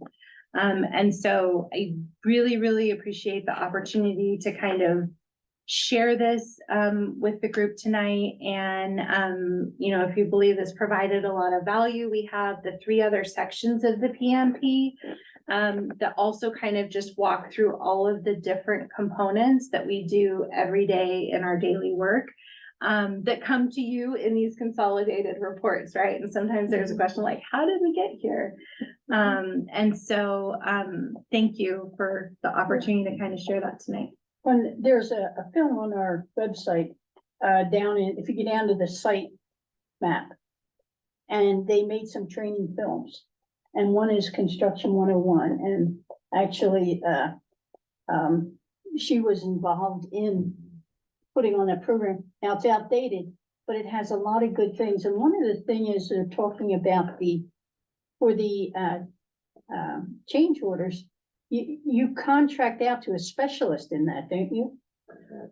The person who was talking about change order, that's one man. It was his job to look over it, to make sure that they were valid. And so Construction 101, I believe that came out maybe in 2014. Yeah. And so almost a decade ago, right? Happy New Year is right around the corner. And so Construction 101 really kind of walked through design, bid and award, estimating, scheduling, and kind of that change order review process. But that was really, while a lot of things haven't changed, that was kind of the bond program's staffing and roles almost a decade ago, right? And so the program management plan really kind of took 101 and took all of those pieces that are built into statute and policy that we still follow, but it kind of brought us up to date to now. And so I think presenting the program management plan, which is not only kind of this compilation of the work that we do every day and why we do that work, right, based on statute or policy, but it's also what our auditors look at. And so the first thing the auditors ask us for is the PMP, right? Because they're going to look at it and say, these are the forms that you use, this is the process that you use, and then they're going to ask me for all of those forms executed and signed off, and then they're going to review all those when they're doing the audit. So I do believe that Construction 101 really identified kind of the state of the program. And a lot of those things are still true, but the program management plan definitely brings you to today. So the gentleman that you're thinking of is no longer here.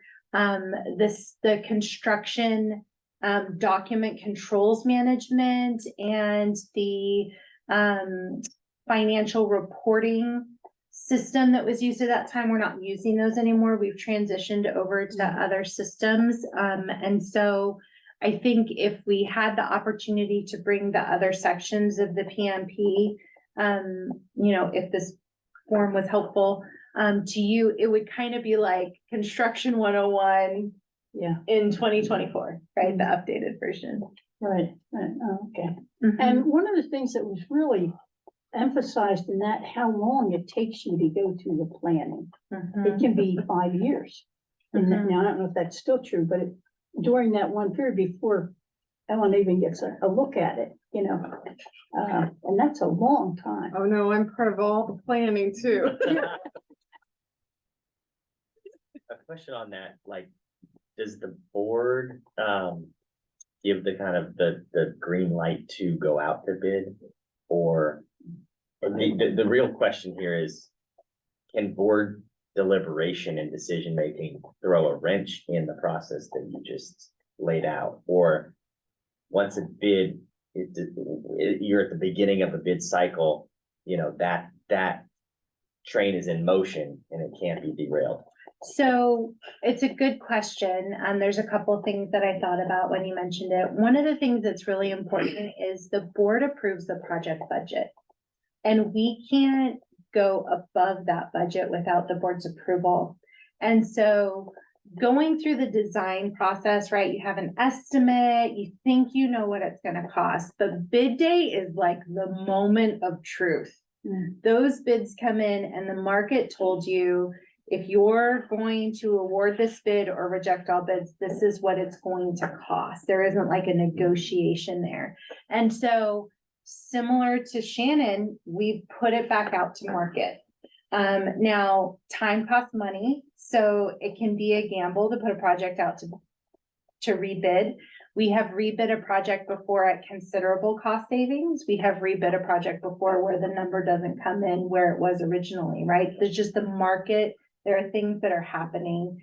And so when we make a recommendation to the board to award a contract, if awarding that construction contract gives any indication that it's going to exceed the board approved project budget, we're asking the board to increase the project budget and award the contract.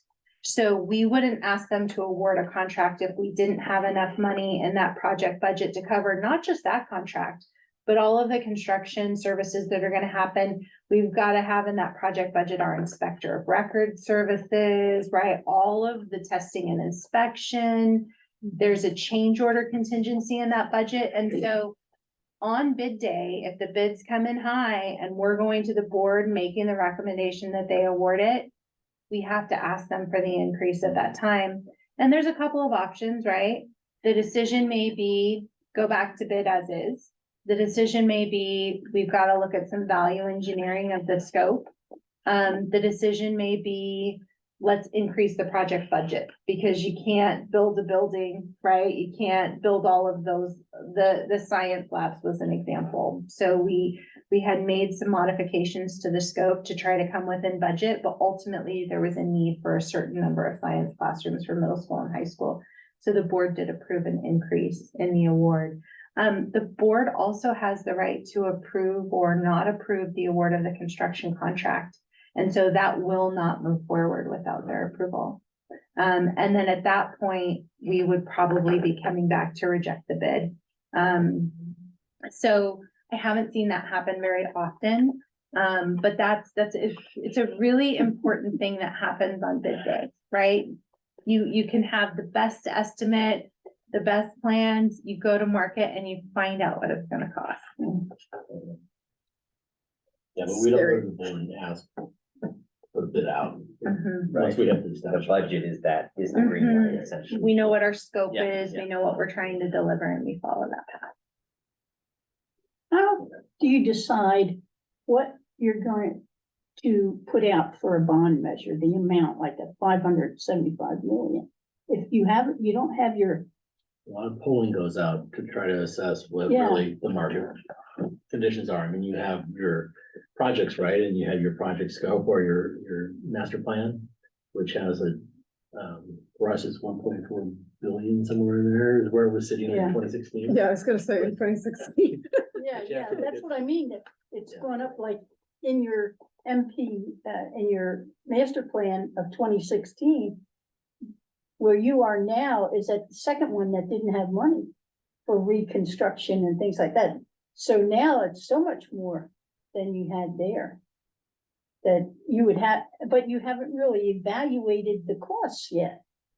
I mean, you haven't done your FMP, you haven't gone to the architect, you haven't done those estimates. What estimates do you use to decide how much For a bond, for a bond measure you're gonna when put you out? rely on your master plan to have your estimates as a baseline, right? But then you gotta figure out how much can you actually go out for, and that's where some of the polling happens. Mhm. Trying to figure out what room do you have in the ceiling for your assessed evaluation? You know, it's $60 per 100,000, you know, where is kind of your taxpayer base? And so those studies come out and it's the probability, right? So if you go for a bond of X amount of dollars, you have a higher probability. The more you go up, the less voters. I mean, so it's a business decision to some degree on the value. And there's also a cap of what. you Yeah, can- and Don Oh, yeah. had lots of experience in this neighborhood as well. Yeah, I mean, part of the problem is that the FMP that he was referring to, was drafted in 2015. Mhm. You could buy a whole lot more in 2015 you can buy right now. And they use those numbers as a foundation for figuring out what do we need to have done? How much do we think it's gonna cost? Because then it takes a long time, even from that point, before it goes on a ballot. Okay, I mean, 6, 8, 9, 10 months. That's a long time in construction time as far as spending ability. But then even after you pass a bond measure, how long does it take before you actually can put it out for bid even? And things go up. I mean, the cost for JFK and Richmond High School in particular, nobody ever thought it was gonna be these kinds of numbers. Now, let's forget about how much they allocated just recently. Let's look at the numbers from June 2nd of last year when they made the presentation of $488 million for Kennedy High School. What was it, 436 million for Richmond High? You're talking well over $900 million for just those two schools. And we only had $575 million on the bond measure for all 19 schools. I mean, it just wasn't gonna happen. But it even, as Liz pointed out about the $6 per $100,000 valuation, even if though we pass a bond measure, we can't sell the bonds until we pay off some of the other bonds. Because you cannot, it's the total value of all properties in West Contra Costa County. We cannot be indebted more than a certain percentage of that. So back in 2006, 7, 8, when the value of properties just plummeted, it was a windfall for us actually. Because now we could take in more money, but now the properties are worth a fortune. And so we've got to sell a lot more. We've got to pay back a lot of the bonds before we can even sell these. That's why we don't sell all the bonds at once. You just can't sit there on the money. It's a complicated process, but also we're dealing with bonds here. Well, the school board is also dealing with parcel taxes. Okay, and as far as the voters are concerned, they're the same. All they do is they look at the property tax bill with 9 lines on them saying WCCUSD. And they know they're being taxed to death by our school district. They don't pay attention to how much of it's going for the school bonds for our facilities and how much of it's going for parcel taxes for sporting equipment or counselors or nurses or salaries for teachers. I remember before Measure R, they wanted to put a parcel tax and a bond measure on the ballot at the same time. And the demographer came back and he's just got told the board, as far as the parcel taxes, they ain't buying it. You know, don't waste your time and money putting on there. The problem was they signed a very hefty contract with the teachers and the staff to give them a big raise, saying we'll pass a parcel tax to pay for it. Then they couldn't even put the parcel tax on there. That put us in a financial pickle at the time. You don't spend money that you don't have. But again, the public, just, all they know is they're being taxed to death by all this stuff, and so they don't make the distinction between parcel taxes and bonds. It's a tough one. Okay, thank you. Thank you, Melissa. That was Yeah. an excellent presentation. Now, the other part of the training is, I'd like to get through the ed codes. If you remember last time, we started with the Proposition 39. And then we looked at, yeah, do you have your training manual? We have a bunch of them back there. I'll get them. Oh, okay. I'll take them.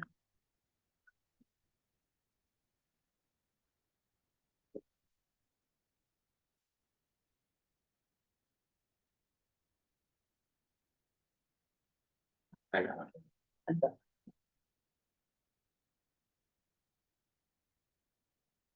Thank you. You still have the file? I have my thing. You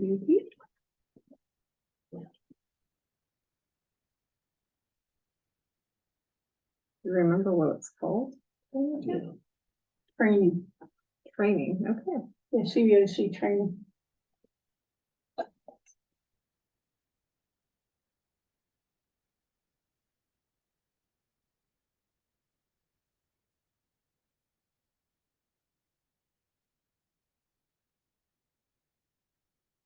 Might be faster just to give it to you again. Maybe, yes. Yes, again. Thank you.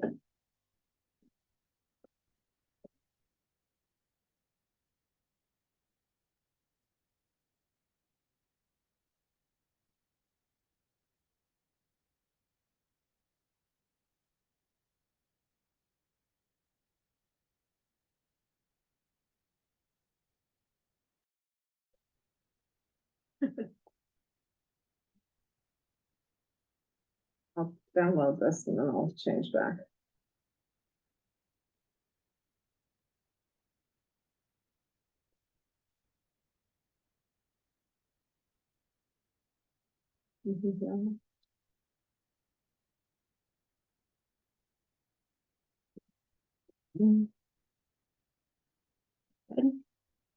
Yeah.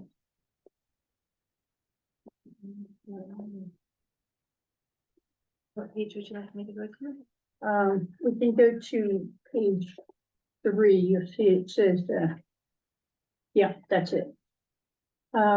This is just a quick review.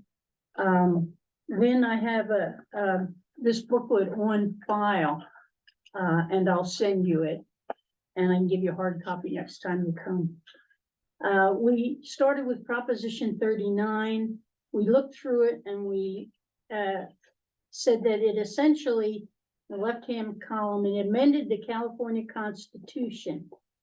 The section, Article 13A, Section 3B3, that's all tax information.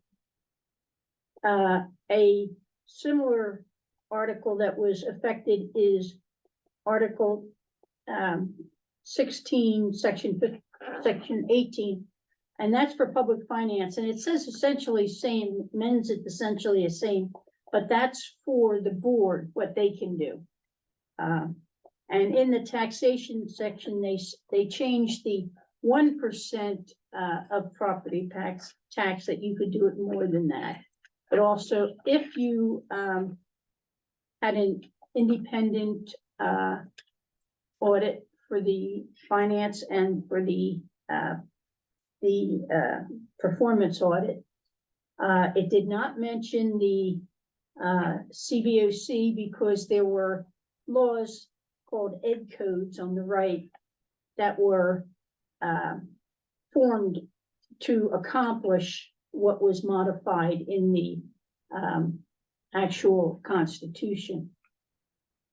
In the Constitution, it talked about how you could have to make sure that none of the operating expenses for the school district, salaries, etc., are paid with bond money. And underneath that on the left-hand side, you see Attorney General's opinion. What happened was, probably the school boards got together and they said, well, a lot of our regular operating personnel are working under the bond to administer to the bond program. Is it possible to pay the salaries of for them of the time they work, partial salary? And the Attorney General said yes on that.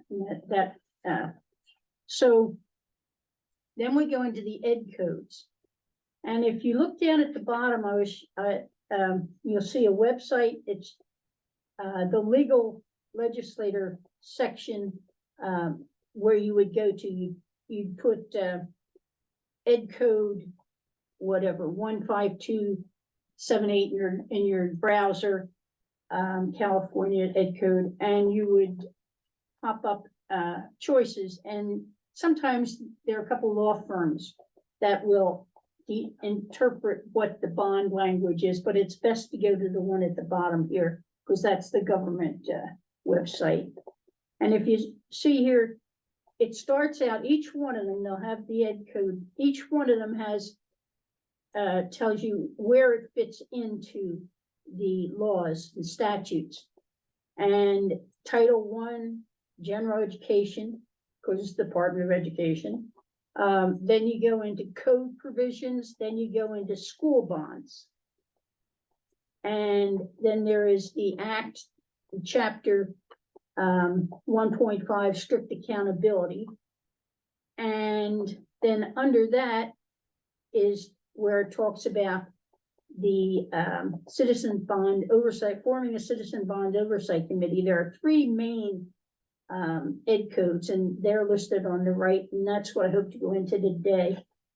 And then there's other areas. We'll talk about bond accountability. And the CBOC will be mentioned in other bond ed codes that are, it's not just these three, there can be several. So we did that, then I showed you the chart of the bonds that we put out so far and what's left in them. The only two bonds left are D, E, and R is the only one with any new money in it. The others are all appropriated funds.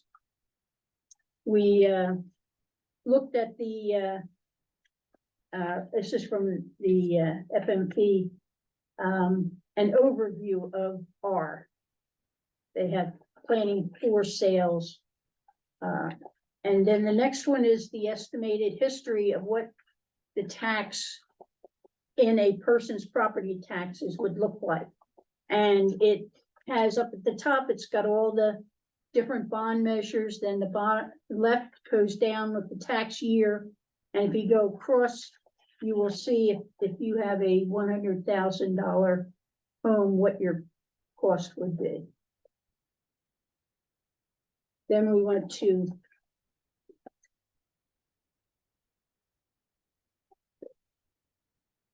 I showed you my tax bill for 23-24 to show you where you can find the actual cost for your house. And that's under the ad valorem taxes, which means it's an estimate of it's $60 per 100,000. My net value is 122, so that's pretty close. But you can find your actual on that chart. So we had the different bond measures. We went through D, E.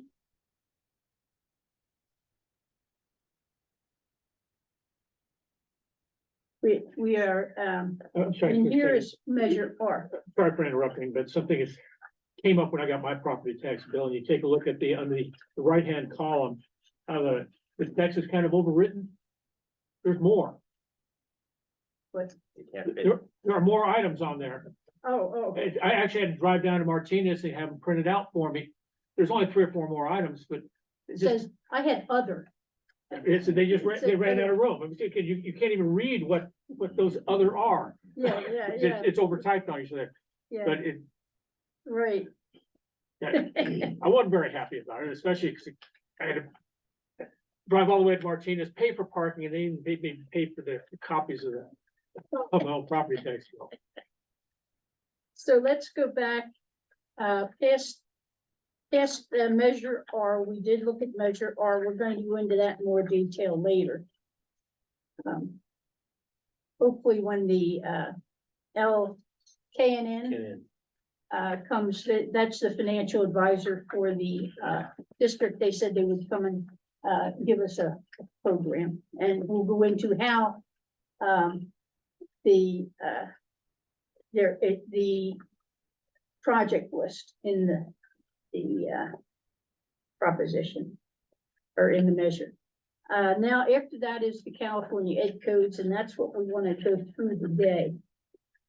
There are three major ones.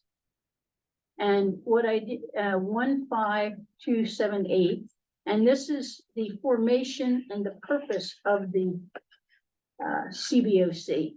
And I sort of highlighted the main areas there. The governing board of the school district or community college establishes and appoints members of an independent citizens oversight committee. This is the article. It's not in Proposition 39. It's in this Ed Code that we set up our CBOC. And it has to be, supposedly, has to be formed 60 days after the bond is passed, the measure is passed, and the governing board has entered the election results in their minutes. The purpose of the Citizen Fund Oversight Committee is to actively review and report on proper expenditures of taxpayers' money. And this is the main job. In other words, we have to make sure that all the money is spent, but especially look at the project list to make sure that if they're spending money on the projects, it comes from the bond measure. And it says down at the bottom of that paragraph, Citizens Oversight Committee shall convene to provide oversight for, but not limited to, both of the following. That the bond revenues are expended only on purposes described in the project list, and we have to ensure that no funds are used for any teacher administrative salaries or school operating expenses. But these are this is our main job, but it's not limited to that. And then after that, they have things that the purpose of the citizens may engage in any of the following. It doesn't say only engage in these followings. And one is receiving, reviewing copies of annual and independent performance, receiving and reviewing annual independent financial audits. And we did that in this year. The new people, the committee had gone through that. Inspecting school facilities and grounds, that would be our site inspections. Listing deferred maintenance, cost-saving measures, professional fees, site preparation, and joint use of core facilities. And these are mostly money-saving programs that the district has taken part in. Okay, the next one is the Ed Code 15280. And this is what the board provides. It says without expending bond funds, they will give you necessary technical assistance and administrative assistance. That's what the staff here is, that they come to all of our meetings and they will answer questions and tell what's going on, like Ellen's reports. Sylvia is sort of behind the scenes, you never see her, but she does a lot of work. She's Lewis's assistant, and she'll do things like keep track of any requests for information that come in from this CBOC. And she'll do a lot of behind the scenes to give us this, or she will find someone to do it for us, give us the assistance. Number two is response to any and all findings, recommendations, and concerns addressed in the annual independent financial and performance audits. Within 3 months, the board has to give us a response after they've received the audits. It says, all documents received and reports issued shall be a matter of public record, be available on an internet website maintained by the governing board. So this is, they have to provide a CBOC, a website, and they have to maintain it. For instance, if you want to put a report on it, you send it to Sylvia and she gets someone to post it. Our minutes are posted, tapes of the meetings are posted. They maintain it, but we have to say what's on it. The third CBOC code, or ed code is, that pertains to the CBOC is 15282. And that's the actual makeup of the committee. It talks about at least 7 members, minimum term is 2 years without compensation, no more than 3 consecutive terms. The special representatives, business organizations, senior citizen organization, bona fide taxpayers organization, parent or guardian of a child enrolled in the school district, a parent or guardian of a child enrolled in the school district and active in a parent-teacher organization. Brandon is our representative here, and he's on the school site council for the district also, as well as being a parent. Then you have employer official of the school district. These are the shall not be on the board. Cannot be appointed, so that no vendors, code contractors, consultants, or anything that any position that works for the school district. At one time, they had they were having the board members appoint people to the CBOC, and they stopped doing that. They nominated them, Yeah, they nominated. not suggest. Yeah. They nominated. Right. Now, I was, another one that pertains that was effective in 2014 is the last one, Ed Code 15286. Excuse me. And this says that audits submitted to the Citizens Oversight Committee must be given at the same time to the committee as they are to the board. And that it should be no later than March 31st of each year. And that they must follow the government auditing standards. So these are the ed codes that we deal with. Any questions?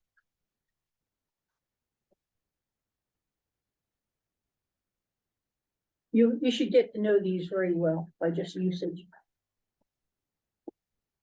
Okay. So I think we'll end tonight's training then. And have a Merry Christmas, everybody. Thank you.